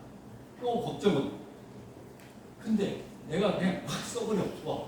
근데 우리 방송사 회장님, 신문사 회장님도 건설사 회장님 쪽인데 우리 회장님이 문제가 생겨서 잡혀가면 저 신문사가 또 그래 니들이 예전에 우리를 업순여기고 막 이렇게 하면서 또 보복을 할지도 모르니까 제일 좋은 거는 좋은 게 좋은 거라 서로 터치 안 하는 게 좋은 거죠. 이렇게 된다고. 그러니까 결국 건설사가 신문사나 방송사를 인수하는 가장 큰 이유는 자기가 뭐가 죄를 지었을 때 잘못했을 때 슬그머니 덮을 수 있다. 보험에 드는 거죠. 생명보험. 두 번째 정보가 빠르니까 사업 계획을 수립하는 데 있어서 어디에 뭐가 들어선다, 길이 어느 쪽으로 난다, 터널이 어떻게 뚫린다 이런 정보가 빨리 들어오면 건설사 입장에서 장사에 큰 도움이 되죠. 세 번째, 이미 있는 계획도 아직도 고속도로를 이쪽으로 빼게 돼 이쪽으로 빼면 어때? 뭐 이렇게 바꿀 수도 있어요. 기자들을 동원해서 그리로 가면 안 되는데 이쪽으로 가야 되는데 기사를 쓰면 되는 거예요. 여러 가지 가능성이 건설사 앞에 놓여 있으니까 장사가 안 되는 언론사지만 돈 주고 사는 겁니다. 안 되면 팔고 되니까. 그런 식으로 해서 건설사가 언론사를 소유하기까지는 좋은데 언론사가 자기 말을 잘 들어야 될 거 아니에요. 착착착착 입안에 혀처럼 착착 돌아가야 되는데 그러려면은 건설사 자기 밑에 있던 기획실장을 저쪽에 부사장으로 보낸다. 건설사의 부사장을 언론사의 기획실장으로 보낸다. 인적 비료가 이루어지는 거죠. 아니면 뭐 SBS처럼 아버님이 건설사 회장님하고 아드님이 방송사 회장님하고 되니까 이런 경우도 생기고 그렇게 해서 보면 시스템상으로는 누가 제일 높고 누가 고단위고 나오지만 메커니즘으로 보면 누구의 입김에 의해서 누구의 압력에 의해서 방송이나 신문의 내용이 바뀌는가가 달라질 수 있는 거죠. 늘 드는 얘기지만 집안에 제일 어른이 할아버지일 수도 있지만 딸이 고3이 수험생이면 딸맘대로 가는 거죠. 어디 감히 고3 수험생이 딸한테 뭐 딴지를 걸겠어요. 고양이가 몸이 아프면 고양이에게 초점을 맞출 수밖에 없어요. 그렇지 않습니까? 고양이 키우는데 고양이가 아프다, 강아지가 아프다 그러면 얘 건사하는 게 힘들죠. 지금 다른 식구들은 지금 신경 쓸 겨를이 없습니다. 돌봐줄 사람 없으면 휴가도 못 갑니다. 가족들이 고양이 맡길 게 없으면. 그런 거랑 똑같습니다. 시스템상으로는 아버지, 어머니, 아들, 딸 쫙 돼 있지만 실제 그 가족을 움직이는 진짜 힘은 어디냐? 모르는 거거든요. 언론사도 그렇답니다. 그렇게 해서 이제 언론사에 새로운 힘들이 들어가는데 그게 예전에는 정치 권력이었지만 이제는 정치 권력 플러스 자본 권력, 대주주 이 힘이 밀려 들어가는 거죠. 그래서 언론사를 분류할 때 예전 같으면 언론사 언론이지라고 했지만 다른 이제 언론사주의 언론이냐, 언론인들 거기에서 이래서 공급받는 사람들의 언론을 말하는 거냐, 아니면 언론사라고 하는 간판을 갖고 그냥 언론이라고 부르는 거냐, 아니면 시민들이 꾸려가는 언론 또는 시민의 편에서 시민과 함께 만드는 언론, 어떤 언론을 말하는 거냐가 이제 중요한 거죠. 그 다음에 언론을 살려야 된다, 언론이 이래서 안 된다고 도대체 이 5가지 중에 어떤 걸 살리고 싶은데 라고 하는 문제가 남아있는 겁니다. 우리는 그냥 뭉뚱그려 언론 하지만 막연하게 언론이라고 불렀지 이 5가지 중에 뭘 살리고 싶은데 라고 하는 걸 분명히 해야 되고 그 목표에 따라서 시민들이 할 수 있는 일이라든가 해야 될 일들이 바뀌는 거죠. 여기서부터 문제예요. 그래서 제일 끝에 가면 꼭 나오는 질문. 언론을 그러면 다시 양심적이고 깨끗하고 공정한 언론으로 만들 수 있겠습니까? 못 만듭니다. 그런 허황된 꿈을 그랬습니다. 왜냐하면 지금까지 언론은 돈 때문에 힘들기도 하고 권력한테 짓눌려서 힘들기도 했는데 이제는 디지털 시대가 돼갖고 디지털 혁명에 의해서 언론이라는 게 필요가 없어지는 시대로 막 가고 있습니다. 뉴스 보셨지 않습니까? JTBC 100명을 자르겠다는 거 아니에요? 적자가 500억입니다. 그래서 올해 500억 적자에다가 이게 내년까지 누적된다고 하면 어떤 일이 벌어지겠습니까? 자칫 회사가 흔들리기 전에 구조조정하고 다 해야 됩니다. 그러니까 자기네가 100명을 갖다 일단 명예퇴직 받겠다라고 하는데 기자 30명 포함이라고 아예 못을 박았습니다. 기자들이 다 난리가 났죠. 왜냐하면 예전 같으면 기자가 맨 나중에 구조조정에 들어가거든요. 그렇지 않습니까? 맨 밑에 비정규직부터 잘려나가기 시작하다가 기자는 맨 위에 끝발인데 기자 30명 포함이랄까 안 바라고 난리가 났죠. IMF 때 외에는 처음 있는 일입니다. 그런 식으로 언론사가 생존의 위기를 겪고 있으면서 점점점 수익만을 생각하는 쪽으로 바뀌는 데다가 안에 있는 사람들도 이렇게 위태로운 경영의 결과가 뭔지를 뻔히 아니까 점점점 우리 회사가 돈 벌어 살아남아야 돼라는 쪽으로 바뀌고 있는 데다 이것을 갖다가 또 보수 정권에 들어서 칼같이 정리를 해서 두들기고 떡주고 다 정리를 해내고 있는 그러니까 이 언론사가 어떻게 견디겠습니까? 지구촌에서 디지털 시대를 맞추어서 혁신의 바람을 불러일으켜서 성공한 언론사는 아직까지는 2개밖에 없습니다. 미국의 뉴욕타임스, 영국의 가디언스. 이것도 돈을 엄청나게 퍼부어서 시간을 엄청나게 들이고 실패를 몇 번 한 다음에 더 성공한 겁니다. 그 다음에 이제 월스트리트 저널이라는 게 몇 개 따라가 본 적이 있지만 성공은 아직 어림도 없고 뉴욕타임스가 가디언 정도만 성공 어느 정도 한 거죠. 제가 보기에는 뉴욕타임스 정도만 성공이라고 이름 조금 붙일 만한 정도. 이렇게 쉽지 않습니다. 그런데 새로운 디지털 시대에 기존의 언론들이 소멸되어 가는데 거기다가 정치는 압력을 넣고 돈 많은 사람들은 이제 언론을 우습게 알면서 언론에 주던 돈을 유튜브에 주고 시내버스 광고도 붙이고 온라인 광고도 붙이고 돈을 여기저기 흩어버리는데 이 상황 속에서 우리가 어떻게 하면 다시 살아날 수 있겠나 하려면 연구를 해야 돼. 연구 혼자 못한다. 용역을 줘야지. 돈 들어가지. 용역을 갖다가 한 1년 거쳐서 했다. 그걸 갖다가 우리 회사한테 맞게 다시 손질을 해서 현장에 적용을 시켜보고 그 결과를 다시 받아가지고 분석을 하고 분석을 평가한 다음에 다시 고쳐가지고 또 현장에 내려보내고 다시 해보고 이러면 한 5년은 걸릴 건데 지금 대한민국 언론사 중에서 그렇게 할 수 있는 언론사는 없습니다. 돈도 없고 힘도 없고 시간도 없고 그러고 싶지도 않고. 그러니까 되게 정년퇴직이 3년 5년 남은 사람은 망해도 조금만 버티고 내가 퇴직할 때까지만 버텨.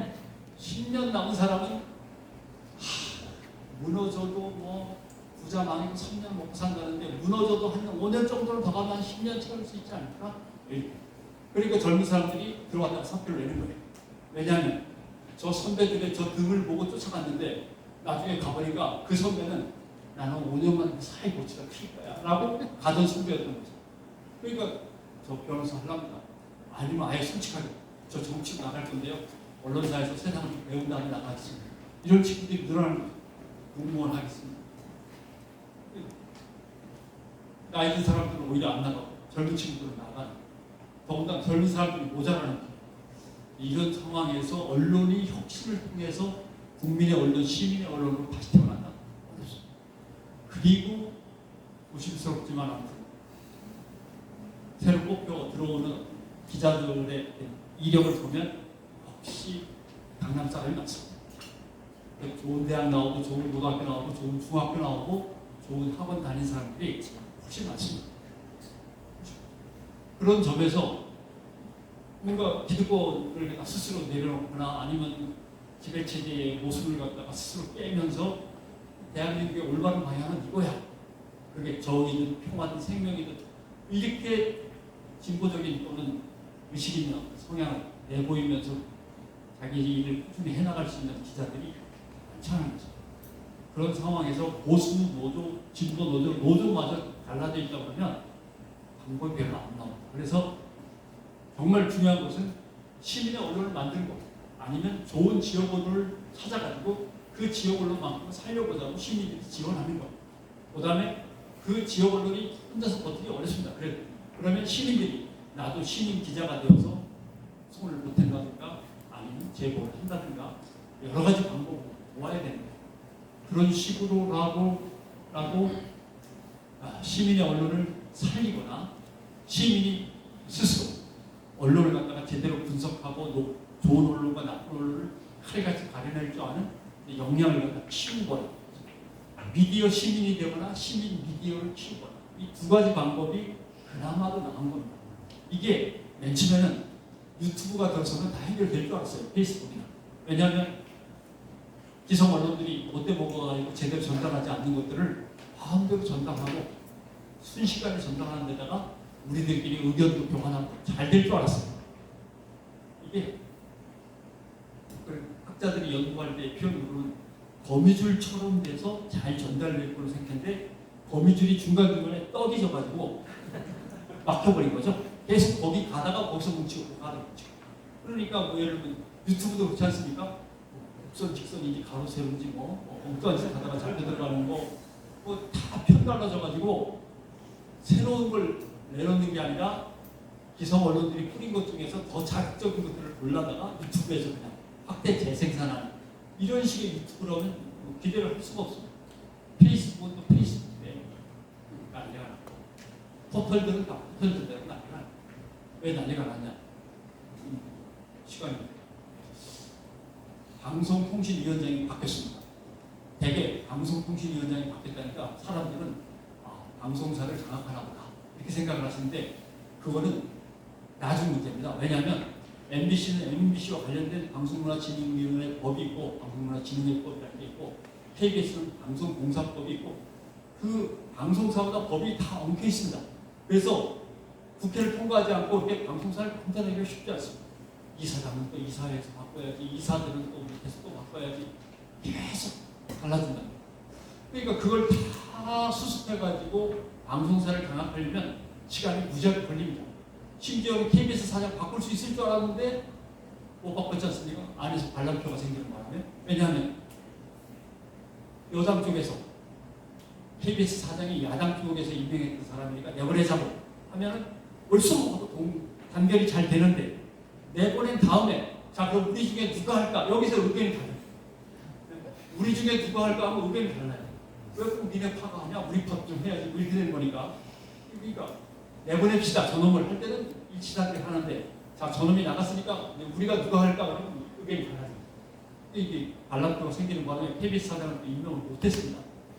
MBC도 그대로 멈춘 상태인데 MBC 이사장을 간신히 쫓아냈는데 갑자기 법원에서 MBC 이사장 쫓아낸 거는 불법이라고 판결이 내려졌어요.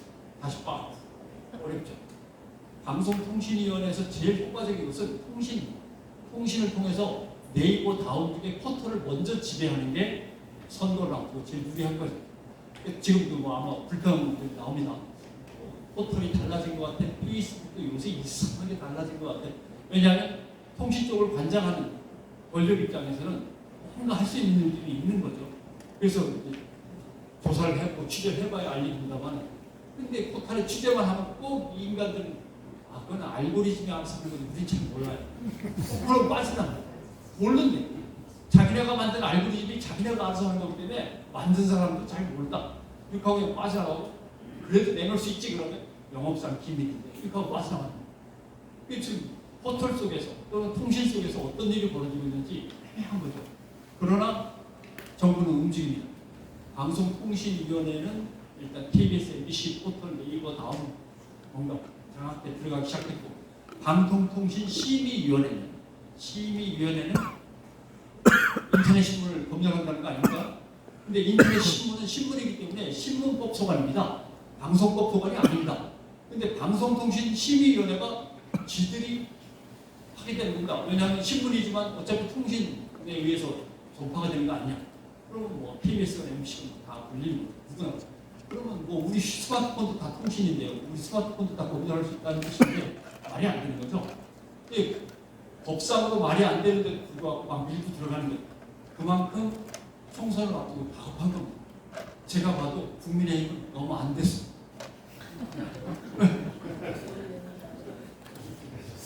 총선이 다가오는데 대통령 두부가 덕이 안 돼. 옛날에는 안 그랬는데 민주당이 별로 잘한 게 없는데 문재인 대통령 지지율이 워낙 높으니까 그냥 거기에 스며들어갔거든요. 그래서 이번에 가승성을 차지하게 된 거 아닙니까? 사실은 그때 제일 민주당이 이긴 요인을 내다 보면 코로나19 상황에서 정부에 의지하거나 여권에 의지하는 것과 같다라고 하는. 왜냐하면 위기 상황이니까 다들.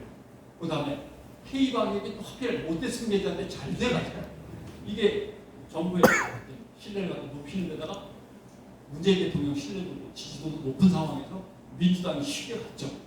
그런 거는 대통령이 웬만큼 받쳐줘야 되는데 이 대통령 구조를 보니까 20% 지지율을 가지고서 총선에서 우리를 도와준다? 대통령 지지율보다 국민의힘 지지율이 훨씬 높은 상황이 되버리니까 이게 답답하죠. 그러니까 국민의힘은 마음이 급해요. 그러니까 그냥 김포에도 끌어들이거나 혹시 압니까? 또 인천에 또 뭐 비추얼 부는 서울로 간다고 뭐 이런 일도 벌어지고 그러니까 다급하니까 막 꺼내 쓰는 겁니다. 이걸 전형적으로 이제 윤석열 정부의 특징이 있어요. 기회주의적 포퓰리즘, 기회주의적 포퓰리즘이라고 하는 겁니다. 윤석열 대통령도 그랬잖아요. 검찰총장 할래요 그러니까. 검찰은 개혁되어야 됩니다.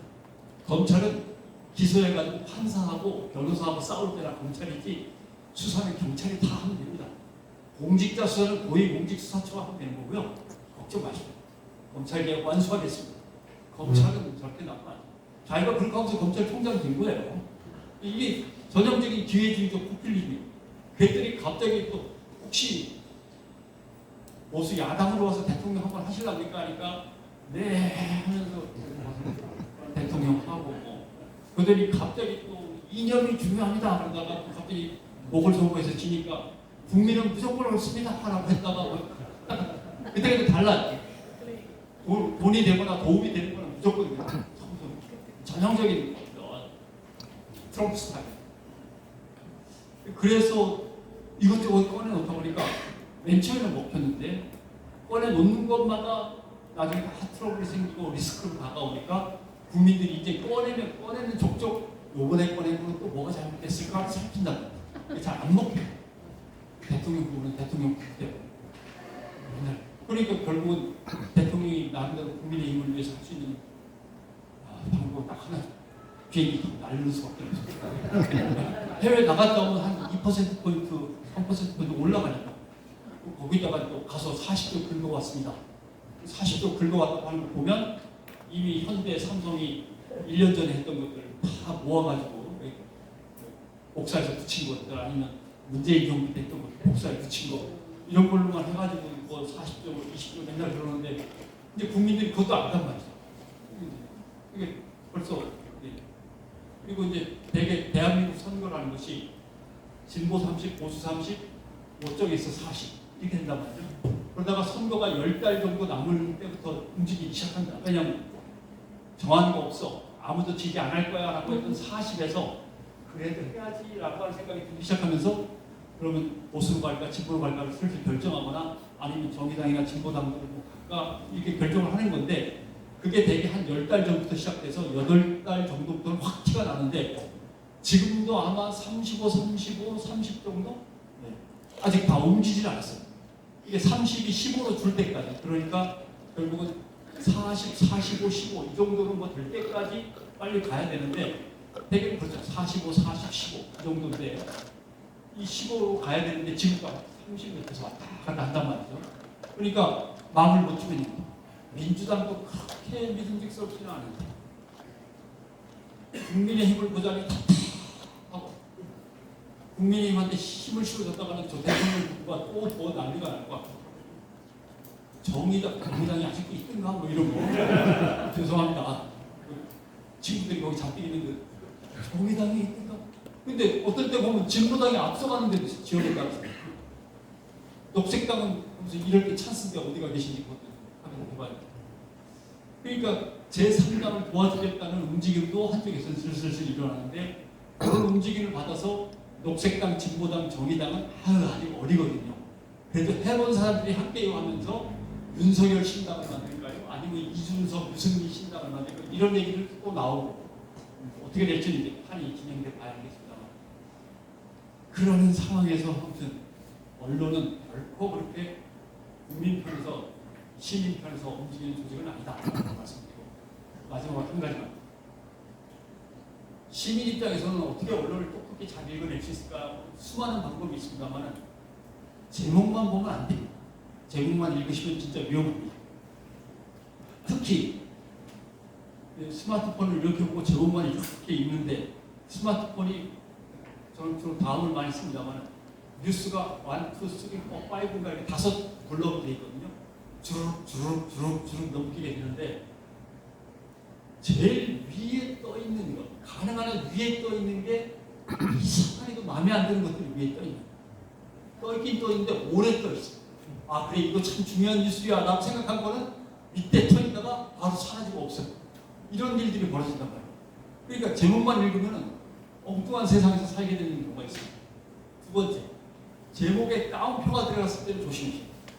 예를 들면 누가 상대방을 공격하면서 너 좌파지? 라고 공격을 했어요. 너 빨갱이지? 라고 공격을 했어요. 그럼 다음날 신문에 뭐라고 실려야겠습니까? 누구는 누구를 향해 이념적 공격을 펴. 이렇게 실려야 되는 겁니다.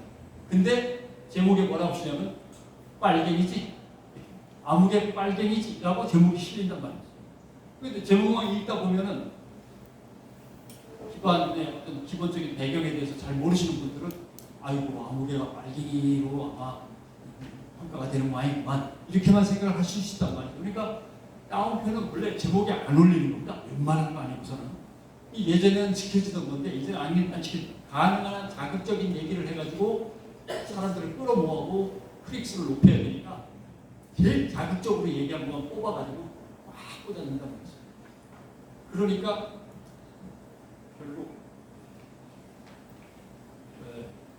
어떤 일이 벌어지냐면 얼마 전에 2002년, 2003년 지금도 중간중간 하는 조사입니다만 대한민국의 중요한 신문사가 중요한 정치기사를 썼을 때와 미국에 있는 중요한 신문사가 중요한 정치기사를 썼을 때 비교를 해봤습니다. 뭘 비교했냐면 인용 건수를 비교했습니다. 인용 건수라는 것은 그 중요하다는 정치기사 안에 몇 명이 등장해서 자기 의견을 얘기하는가 이 건수입니다.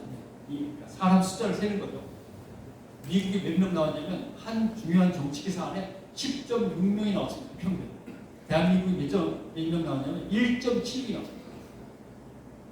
이상하지 않습니까? 여당 얘기 듣고 야당 얘기 들으면 2.0이 나와야 정상인데 그것도 안 한 거죠. 야당 얘기만 듣고 또는 어떨 때 여당 얘기만 듣고 쓰는 게 많으니까 평균 잡으니까 1.76밖에 안 나오고 지금 아마 더 떨어졌을 것 같습니다.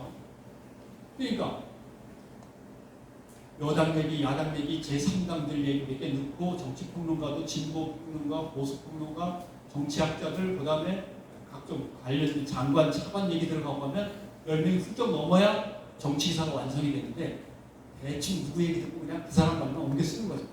이러면 이게 민주주의가 되겠습니까? 안 되죠. 그런데 그렇게 해서 장사를 하려고 쉽게 기사를 쓰고 자극적으로 쓰다 말이에요. 그러니까 항상 누구한테 마이크가 돌아가냐면 이준석 전 대표, 홍준표 시장, 이쪽에도 있어요. 목포의 박지원 선생. 왜냐하면 해보가 아주 그냥 달달하니 뭐 아주 자극적인 말들을 잘해주고 그 다음에 대표, 원내대표 이런 거 끝입니다. 어쩌다 대변인 이거 정당의 대표, 원내대표, 대변인 아주 예외적으로 정치의 비의장이 가끔 들어가면 얘기 못해요. 그 다음에 그 당 출신인데 싸가지요. 예리야. 아니면 그냥 폐부를 찌르듯이 날카롭게 얘기 잘하는 그 사람. 그 사람도 준비를 해요, 미리. 자, 전화 올 때가 됐는데 하면서 준비 딱 했다가 얘기를 해주죠. 그럼 결국 어떤 일이 벌어지냐. 정작 국가의 정치 문제라든가 국가의 정책 문제, 지역의 사업 문제를 고민한 사람들, 그런 정치인들한테는 마이크가 안 돌아가요. 생각해보세요. 평균이 1.7밖에 안 나오는데 한 명 아니면 2명 얘기 듣는데 어디 지역에 그냥 찾아가서 그냥 열심히 하고 있는 외딴 곳에 있는 사람을 마이크를 주겠습니다.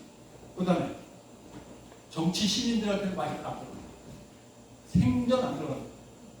아직도 박지원 선생과 홍준표 시장과 이준석과 이 사람들이 쥐고 있고 가끔가다 김종인 선생 등장하시고 오을 선생까지 나중에 등장하시고 나이가 70은 넘어야 아니면 당대표를 했거나 이 정도 아니면 마이크가 돌아오질 않아요.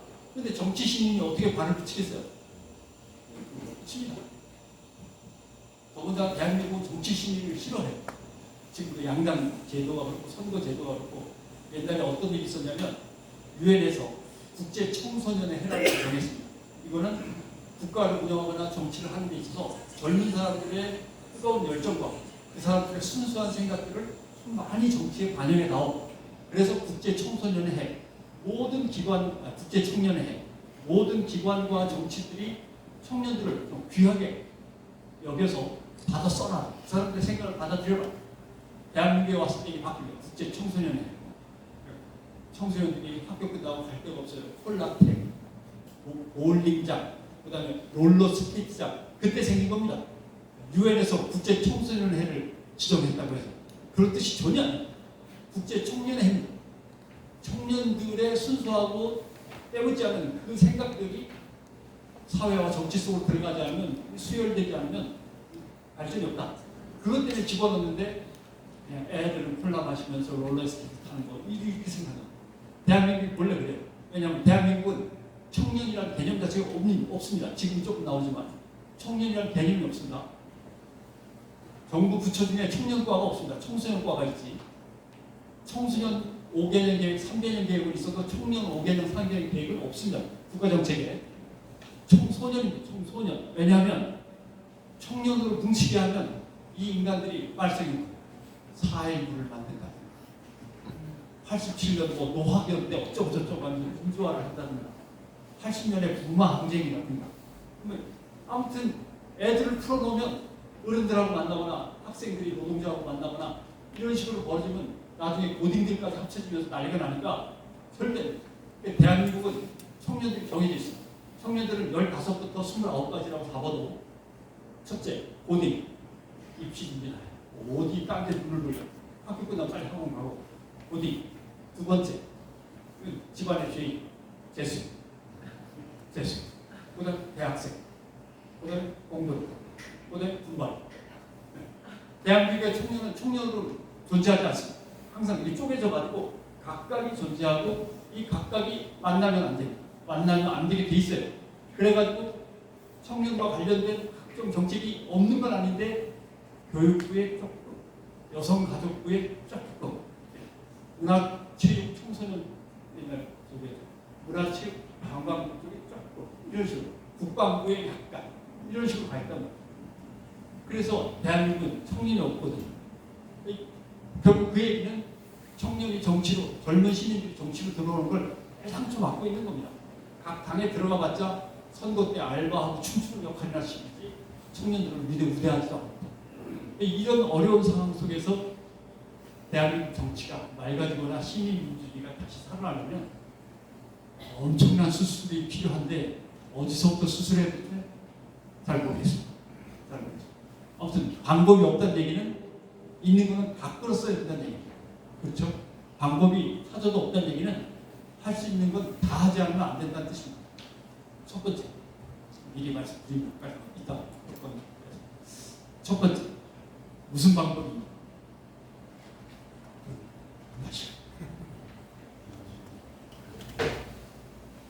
지금으로서는 대한민국의 제일 기본적인 문제 중에 하나가 주식회사는 많은데 조합이 없어요. 사실은 시민들이 만든 조합이 사회의 기반을 형성하고 거기에서 사회가 돌아가야 되는데 우리는 조합은 없어요. 다 주식회사입니다. 근데 주식회사는 이익을 빼서 주주들한테 주머니에 넣어주는 것이 목표고, 조합은 그 조합을 구성한 사람들을 살려내면서 그 지역사회가 하나가 되는 게 조합의 문제거든요. 조합이 없는 건 아니죠. 농협, 수협, 축협 전부 다 은행 갖고 돈벌이 하는 데가 있는데 꼴리져 있지, 농민을 위해서, 축산농민을 위해서 뭘로 일하는 게 없어요. 제대로 된 조합이 없어요. 아직도 농협, 수협, 축협 빼고는 제대로 된 조합이 없을 정도. 그리고 어떻게든 조합이 만들어지면 또 어떻게 하다 보면 또 문제가 생겨가지고 싸우다 깨지고 뭐 이런 거. 조합이 없다는 게 제일 문제. 또 하나, 시민 한 사람당 하나씩의 NGO를 갖는 것이 거의 유일한 방법인데 여기서 이제 막힙니다. 어려운 방법도 아니고 제일 간단하지만 제일 확실한 방법입니다. 환경을 하든 교육을 하든 언론을 하든 시민들이 진보든 보수든 다 좋으니까 저마다 하나씩의 NGO를 갖고 내가 내 집과 내 아이들을 위해만 엉켜있는 게 아니라 밖으로 나와서 전체를 향해서, 모두를 향해서, 공동체를 향해서 뭔가 그래도 할 수 있는 것들을 궁리해보지 보면 안 될까라고 하는 것. 이게 한 사람이 하나의 NGO를 갖는 것. 이 사실 간단하거든요. 그래서 후원도 좀 하고, 어떨 때는 열심히 익히다 보면 리더가 되기도 하고, 이렇게 하면서 그 사람들이 나중에는 지방정치에 참여해서 지역 민주주의를 강화하고 중앙으로 올라갈 수도 있고, 이런 틀이 밑에서부터 만들어져야 되는데 그게 이제 안 만들어진 게 제일 안타깝습니다. 근데 이제 여기에서 걸리는 건 맞습니다. 언론이 제구실을 못하는 것, 교육이 입시 교육에 꽉 묶여갖고 아무것도 애들한테 제대로 가르치는 게 없다는 것, 이런 것들이 다 문제인데, 그건 이제 여러분들이 매번 다른 주제로 모이시면서 고민을 하고 계시던 문제라고 생각하고 오늘은 여기까지 하겠습니다. 고맙습니다.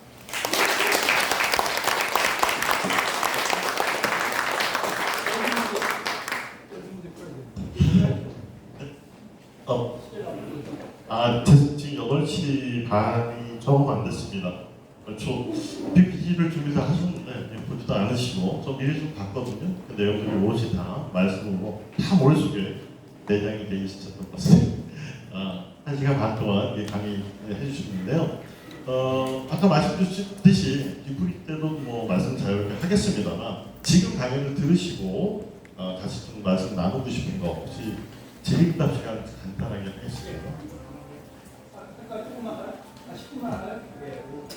이걸 하면 또 질문이 아마 떠오르실 겁니다.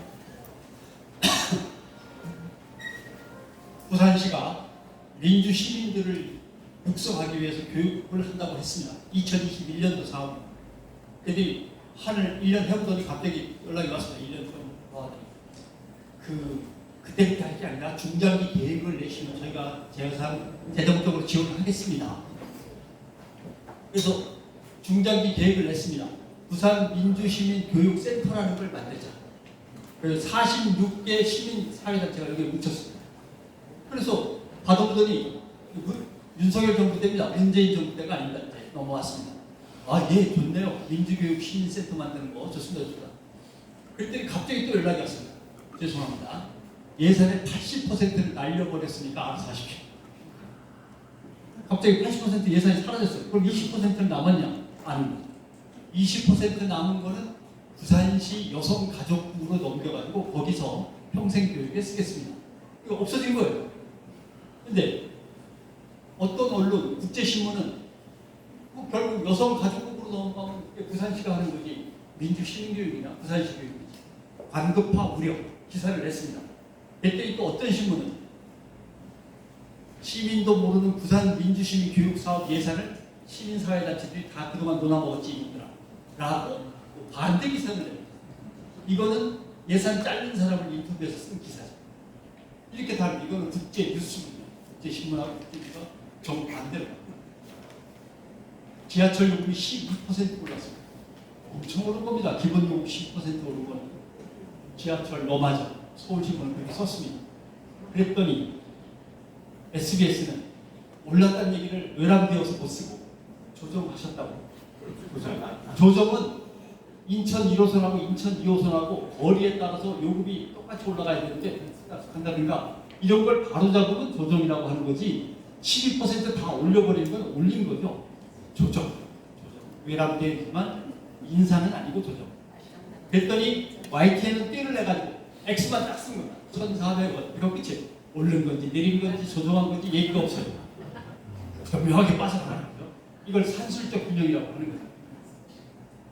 거짓말한 건 아닙니다. 예. 정확하게 보도했어요. 근데 뭔가 사실을 넘어서 진실을 얘기해 드려야 되는데 진실을 얘기 안 하는 거예요. 19일부터 전 국민에게 코로나를 직접 놔드린대요. 백신을 놔드리는 게 아니에요. 백신을 놔드리면 코로나 바이러스를 아마 직접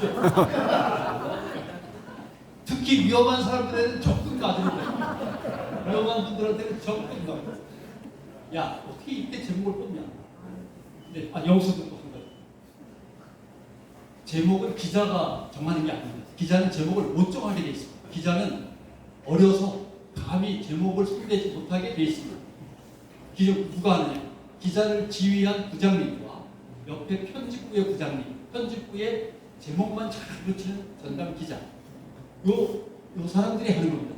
그러니까 되게 기사가 마음에 안 들면 그 밑에 기자 이름 있지 않습니까? 요 기레기가 하면서 막 욕을 하는데 기자는 정말 열심히 잘 썼는데 제목을 윗사람들이 엉망으로 붙여가지고 욕먹는 경우가 많습니다.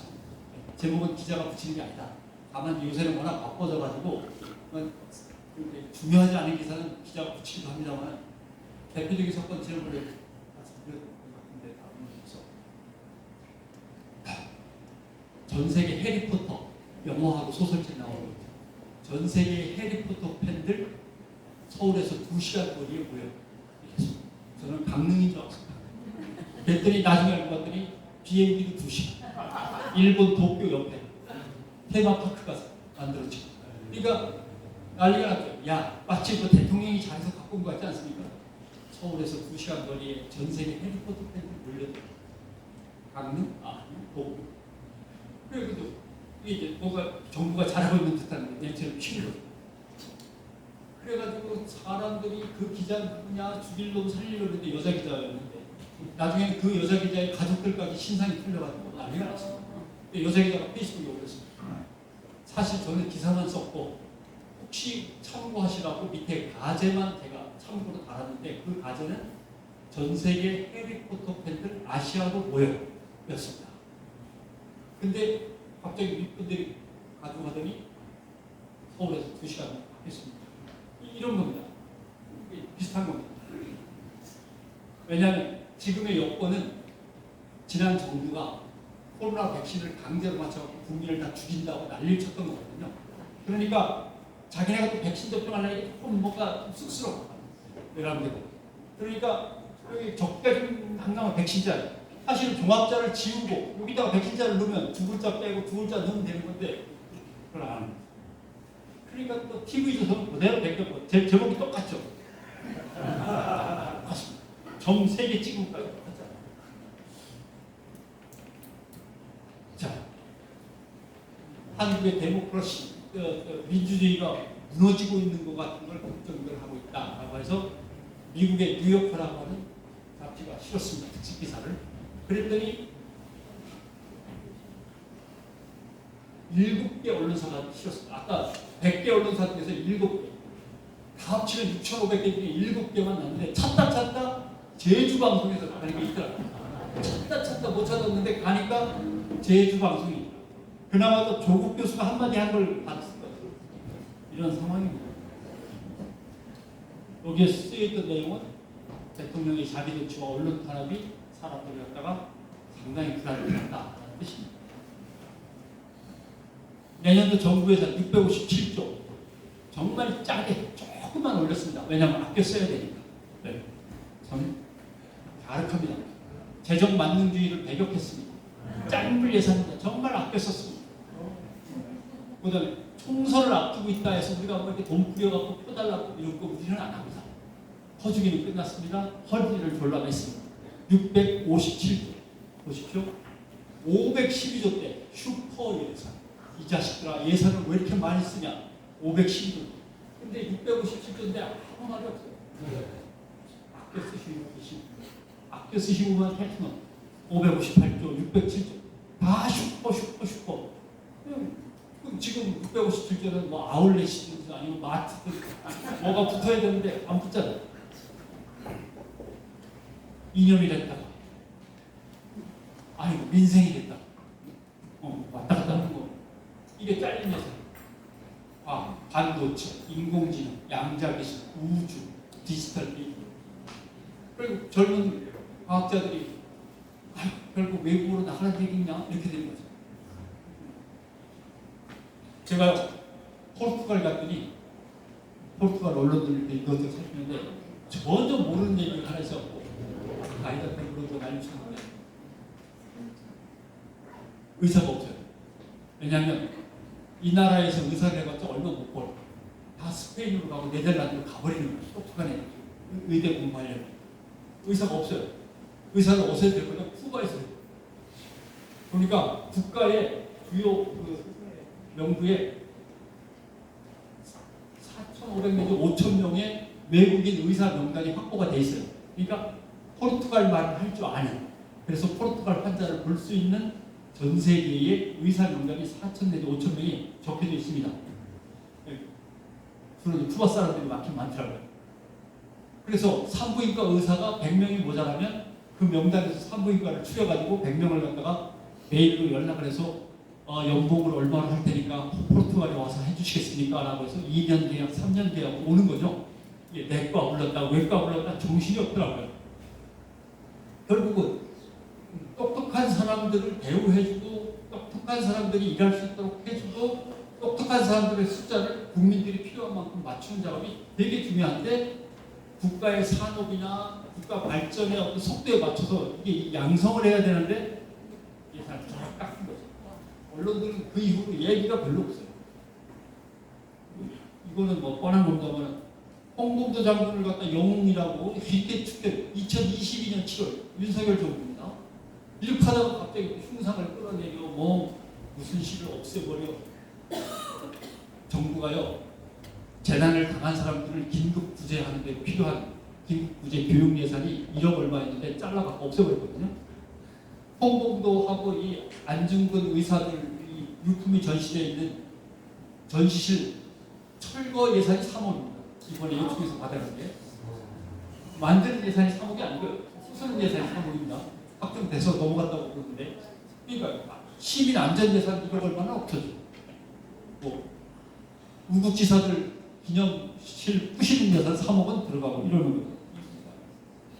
이게 요새 4년이나 5년 뒤에 후쿠시마 오염수가 오는데 왜 이렇게 난리들을 치시고 자꾸 그러세요. 이게 1년 전에 뭐라고 그랬냐면 7개월 후에 온다고 그랬었어요. TV조선입니다. 7개월 후에 오니까 빨리 일본한테 가서 항의하고 막으라고 난리를 쳤다가 입장이 바뀐 거죠. 방송통신위원장은 헌법상으로 누구한테도 간섭을 받지 않고 방송통신을 반장이 나가도록 헌법이 보장하는 거예요. 수장입니다. 배가 홀쭉해지면 더 못했어요.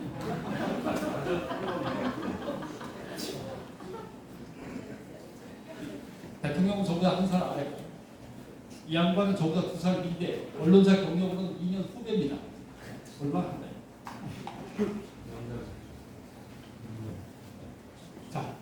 이거 하나만 더 볼까요?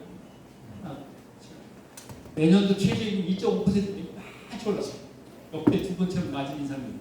그랬더니 나 최저임금을 너무 올려줘가지고 실업급여도 올려줘야 되고 육아휴직급여도 올려주면 안 되나? 또 이 직장에서 잘린 사람들인데 사실 줄줄이 오른다고 난리칩니다. 헤럴드 경제입니다. 헤럴드 경제. 그러면 조사를 해봤어요. 지들 봉급은 얼마 올렸나? 7% 올랐어요. 그래놓고 보시면 자기네 돈을 올려줘도 자기네 대주주 중흥건설, 중흥토건 최우수 기업의 선정, 중흥 골드스파 리조트 지역 상생에 앞장서고 계셔. 이런 기사만 쓰는 거예요. 자기네 뭐 회사니까. 호구에 국민들이 난리 났는데 고속도로를 놓고 왜 싸우냐? 그럼 비 내리고 싸우면 안 되고 눈 내리면 안 되고 태풍 불어도 안 되고 또 고속도로가 막 바뀌고 뭔가 국가 예산이 막 헝클어진 것 같은데 언제 싸워갖고 이걸 바로 잡는 이게 정치 혐오를 불러일으키는 거죠. 정치에 신경 쓰지 마셔. 투표할 때만 나와서 투표하셔. 이런 얘기. 날이 좋아서 좋았고 날이 나빠서 도깨비 드라마 돼서 안 되고 허구여서 안 되고 비바람이 불면 안 되고 눈이 와도 안 되고 이런 것들이 마지막 대한민국 경제는 2 내지 3% 성장을 꼭 해야 됩니다. 그래야만 굴러가는 겁니다. 0.1%밖에 성장을 못했습니다. 큰일 났죠. 그러나 이렇게 보시면 코로나19 때문에 우리는 0.1% 성장했지 미국은 아예 마이너스, 일본도 마이너스 폭풍 내려가고 한 7, 8% 해야 되는 중국은 3.3으로 내려앉았습니다. 이렇게 보여줘야 됩니다. 이렇게 전체를 보여줘야 국가 경제가 나름대로 애써서 돌아가고 있구나 이런 걸 아는데 0.1만 보여주면 3% 해야 되는데 0.1이 뭐야? 이렇게 되는 거죠. 1.4 최악, 최저치 난리가 났습니다. 마이너스 1.4 보면 미국은 그때 더하죠. 인도네시아, 베트남은 거의 10% 가까이 해야 되는데 고도 성장을 막 할 때니까 쭉 떨어졌고 이런 거 이걸 전체성이라고 합니다. 전체를 다 보여줘야 되는데 일부분만 보여주면서 사람들을 현혹시킨 거죠. 이런 것들을 일일이 공부하려면 조금 부담스럽지만 애를 좀 쓰셔야 됩니다. 그나마 안 됩니다. 국민이 정치에 관심을 가져야 정치가 바로 잡히듯이 언론의 주인도 주체도 결국 국민입니다. 그래서 언론에 대해서 똑바로 보는 연습도 좀 하시고 그렇죠. 어떻게 하면 되는데? 라고 하는 문제가 조금 많이 있는데 간단하게 말씀드리면 첫째, 가끔 인터넷 하시면서 기자협회보를 좀 읽어보십시오. 언론의 뒷얘기와 그 인간들이 왜 그렇게 움직이게 됐는지에 대해서 설명이 좀 있습니다. 그 다음에 미디어批評 전문지인 미디어 오늘, 미디어스 두 가지만 읽으셔도 충분합니다. 근데 이제 미디어스나 미디어 오늘은 주로 뉴스 때문에 이제 이야기를 많이 하는데 가끔은 드라마라든가 추적이 싶든 그것이 알고 싶다, PD수첩 이런 얘기도 좀 궁금하다 그러면 PD 저널을 읽으시면 됩니다. 그러니까 결국 기자협회보, 미디어 오늘, 미디어스, PD 저널 이 정도면 이제 대한민국 언론이 어떻게 돌아가고 있는지는 한 두세 달만 읽으시면 잘됩니다. 잠깐 들어가서 제목하고 밑에 조금만 더 읽으셔도 금방 실력이 될 겁니다. 이렇게 얘기하면 또 어떤 분은 그런 거 말고 그건 이제 언론을 전문적으로 파헤치는 신문이고 그냥 일상적인 언론, 정치, 경제, 사회를 좀 편하게 쭉 읽어보는데 진실에 가깝고 제대로 좀 쓴 것들 이런 것들 편하게 읽을 게 없냐라고 하는데 사실 뭐 그게 없습니다. 만약에 추천을 한다면 간단하게 편하게 읽는데 정말 요약을 잘해주고 설명을 잘해주는 것 그리고 좀 똑바르게 잘 쓰려고 애를 쓰는 게 있다면 정파적으로 뭐 이쪽 거다 저쪽 거다를 완전히 떠나서 가운데쯤에서 잘 쓰는 거. 저 같으면 요새는 슬로우 뉴스가 있습니다. 슬로우 뉴스 레터가 있어갖고 펜볼 통해서 맨날 배달받아 볼 수도 있습니다. 아니면 거기 대표 페이스북에 아예 팔로우를 하시면 매일 받아볼 수도 있습니다. 슬로우 뉴스가 정치, 경제, 사회, 국제, 문화까지 통틀어서 요점들만 뽑아서 잘 전달하고 그 다음에 이런 문제는 이렇게 풀어야 되지 않을까라고 하는 해결책이나 대안 제시도 매일 조금씩 뒤에다 붙입니다. 그런 것들 읽으면 상당히 기대되십니다. 그런 걸로 한번 쭉 일단 감을 잡으신 다음에 다른 기사들을 보시면 도움이 되지 않을까 생각합니다. 네, 여기까지 하겠습니다. 네, 방송국장과 함께 신문이 있기까지 하고 나니까 아무래도 빨리 막걸리를 먹으면서 저희가 진행적으로 해야 되지 않을까 생각이 듭니다. 그래서 저희 그 생평 대표님 나오셔서 잠깐 하고 저희 기념사진 찍고 고맙습니다. 시간이 많이 갔습니다. 저는 시간 가는 줄 모르겠어요. 저는 그랬는데 여러분들은 모르겠습니다. 이번 198차 포럼은 여러분들께서 웹장을 통해서 보셨겠지만 참언론 인천 참언론 시민연합과 같이 했습니다. 인천 참언론 연합은 저희하고 아주 인연이 깊습니다. 인연을 말씀드리려면 2014년, 즉 9년 전 2014년 4월 132차 생평 포럼이 제목이 뭐였냐면 언론개혁과 새로운 나라였습니다. 2014년에 저희 생평이 기획 시리즈로 개혁 시리즈를 했는데 재벌개혁, 즉 경제개혁 이야기, 정치개혁 이야기, 그리고 언론개혁 이야기를 했습니다. 그때 언론개혁에 관한 주제를 누가 와서 했냐면 그때 성공회대 교수로 계신 손석준 교수께서 와서 이야기를 했습니다. 끝나고 뒤풀이 자리에서 다시는 손석준 교수가 어떻게 인천 같은데 언론운동하는 시민단체가 하나 없습니까? 부전서부터 인천에서도 여러 가지 생각하고 있었지만 작을 받아서 만들어진 단체라고 볼 수가 있습니다. 그래서 이번에 요청도 왔고 저희도 운영위원회를 통해서 같이 하기로 했습니다. 그래서 이 시간에 잠깐 인천 참언론 시민연합의 상대표이신 염성태 선배님 모시고 잠깐 좀 인사말 좀 드리도록 하겠습니다. 요즘 조중동 폐운동에 요즘이 아니죠, 뭐 5, 6년 된 것 같습니다. 하고 계십니다. 네, 반갑습니다. 제가 김세희 대표가 얘기했듯이 초창기에 대해서 지금 6년째 싸우고 있습니다. 근데 사실 참언론 시민연합이 주민참여 예산에 매몰돼서 언론개혁 투쟁을 충실하지 못한 부분에 대해서 여러 회원님께 죄송함을 말씀드리고 또 분발해서 열심히 하겠습니다. 오늘 이 자리도 원래는 우리가 생각은 못했는데 정세희 대표가 하는 이 계기를 알고 같이 하자 제안을 해서 이렇게 함께했습니다. 우리 대 기자님을 통해서 많은 걸 배웠습니다. 언론이 개혁되지 않고는 이 나라가 바라설 수 없습니다. 열심히 하겠습니다. 고맙습니다.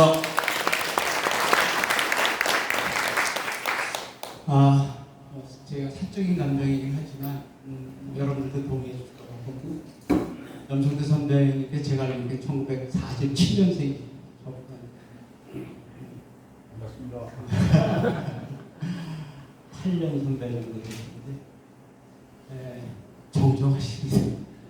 저는 사실은 한번 조선일보 앞에 와서 시위를 좀 해달라는 얘기를 들었는데 제가 못 갔어요. 사실 그때 마침 허리가 너무 아파가지고 약속을 할 수가 없어서 못 갔습니다.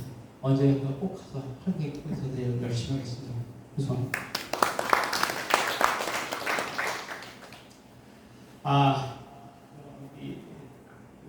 여러분들 받으신 리프레시 보시면 광고를 몇 가지 하겠습니다. 저희 199차 생평 포럼은 12월 12일 날 합니다. 화요일입니다.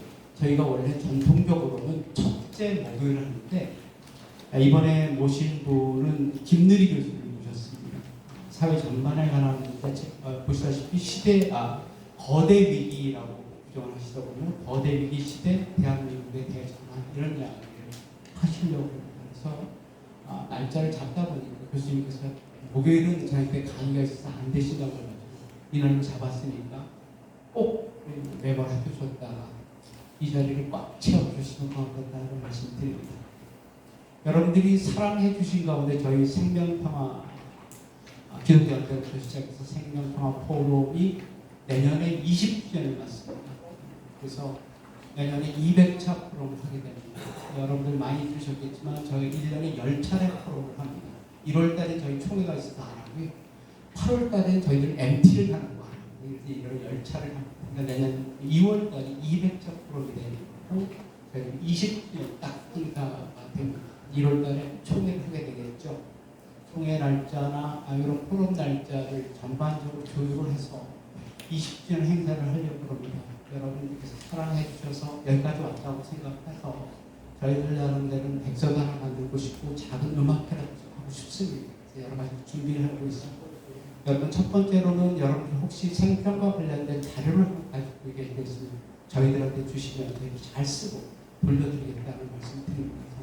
자료 하나 만들어서 저희들이 자랑하기보다는 이걸 남겨서 이후에 할 사람들, 저도 내년에 70입니다. 이후에 할 사람한테 넘겨준 것이 저로 또 일종의 선배로서 역할이라고 생각해서 그러니까 여러분들 좀 도와주십사 하는 광고가 들어가겠습니다. 하나 더 말씀을 좀 드립니다. 아까 전 기자님께서 말씀하시기를 개인 1인 1 NGO는 좀 해야 되지 않느냐고 말씀하셨습니다. 저희들이 뭐 NGO라고까지 말씀하셨지만 여러분이 대부분 다 한 개의 시민단체에는 가입해 계실 텐데 혹시 가입 안 하신 분이나 조금 여유가 있으신 분은 저희 생평표로도 가입했으면 좋겠다 싶습니다. 그래서 저희가 뒤에 마련해놨습니다. 이거를 좀 가입을 좀 해주시면 좋겠다 싶습니다. 저희 재정상 그게 넉넉지 않아서 좀 그런 아쉬운 말씀을 드리니까 꼭 좀 같이 좀 해주자는 말씀을 드립니다. 먼저 했어야 되는데 좀 늦었습니다. 오랜만에 뵙는 얼굴들이 좀 있어서 소개를 시켜드릴 게 있는 것 같습니다. 이총각 선배님이 와 계십니다.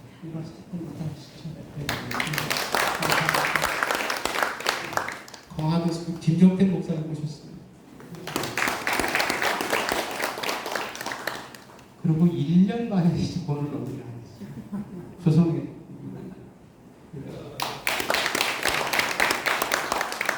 걔도 살다가 돌아간다는데 자주 봤으면 좋겠습니다.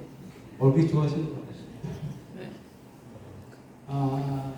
저희가 스타트는 생명평화 기독연대로 시작을 했습니다. 기독교자를 좀 뗀 이유는 저희 기독교적 정책성을 버리는 것은 아니지만 여러 사람들한테 좀 열기 위해서 저희가 빼고 저희들이 주로 하는 행사의 이름으로 시중에 등록을 했습니다. 그 전부터 창립할 때부터 고생한 사람이 있어요. 윤인중 목사님이 저희 초대위원장으로 전직을 하셨습니다. 오랜만에 오셨고요. 저분도 올해 여러 군데 가셨다 오셔서 소개를 시켜드렸습니다. 네. 그리고 저희들이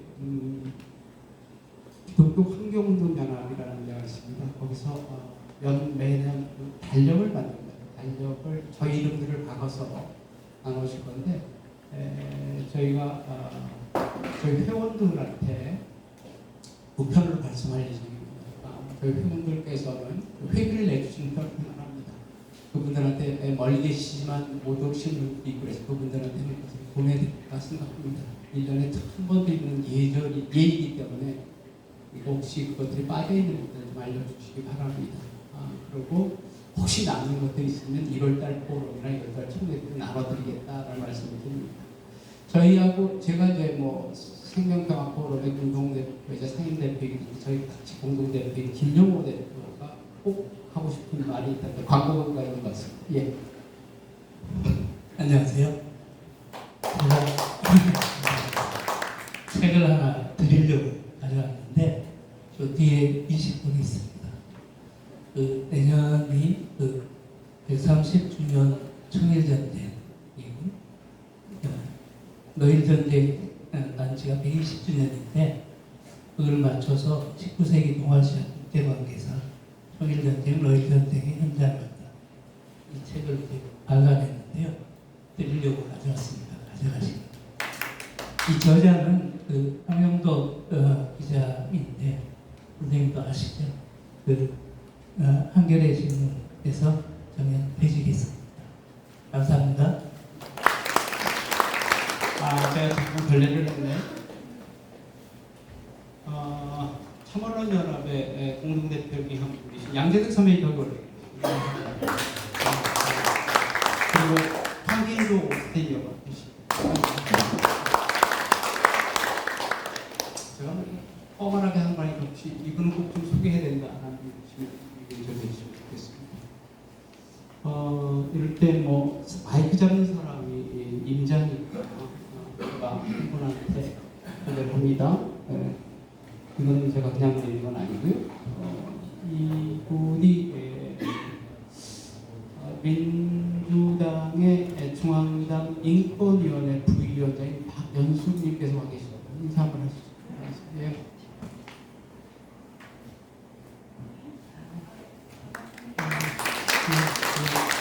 아주 새롭더라고요. 예, 지역은 부천으로 나오신답니다. 저기 우리 시의원이신 장성수 의원님 하고 계시죠.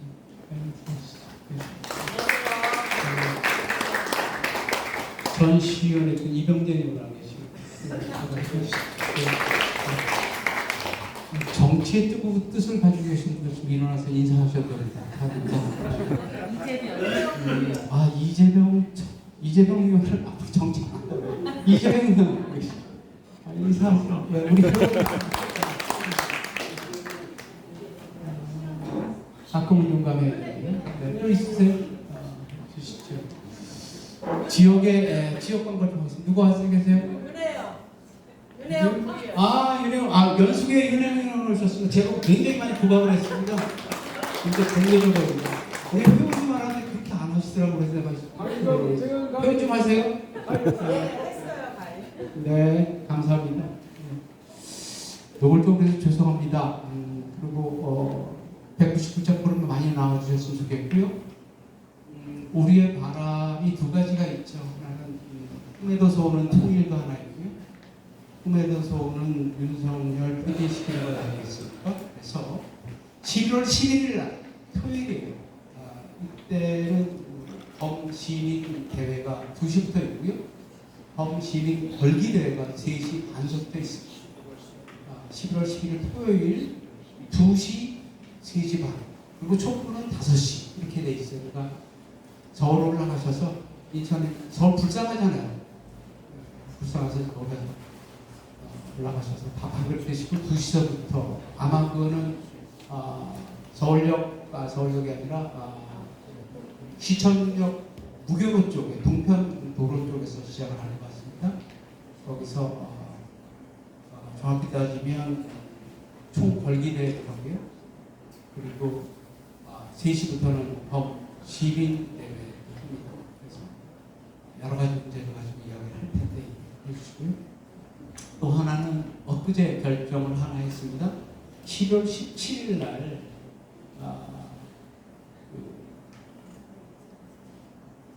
4개 단체, 인천에서 시민 정치를 얘기하는 4개 단체가 있습니다. 제일 먼저 생긴 인천 시민의 힘, 그리고 시민 정치 개혁 운동하고 있는 시민 정치 운동이고요. 세 번째는 촛불 행동이 있습니다. 그리고 전국과 같이 만든 인천 비상시국회 이 4개 단체가 모여서 시국 간담회를 하기로 했습니다. 제일 초안은 박병상 교수, 인하대학교에 있는 정치학과 교수 모시고 잠깐 얘기를 듣고 간담회 하나씩 한다고 했습니다. 전교조 자부시 살 예정입니다. 웹자보가 나오시면 여러분 관심 가졌다가 참석하시는데 미리 신청을 하셔야 될 겁니다. 거기 자리가 30명 정도 돼가지고 하기 때문에 여러분께서 관심 가져달라고 말씀을 드립니다. 또 지역에 광고하실 거 없으시면 우리 보통 하던 대로 여러분들 사진 찍어야 되는데 지금 자리로 와서 앞에 와서 사진 찍기 어려울 것 같습니다. 여기서 찍을 테니까요. 좀 자료 좀 모아주셨으면 좋겠고 사진을 찍고요. 그리고 난 다음에 뒤풀이는 불가능하죠.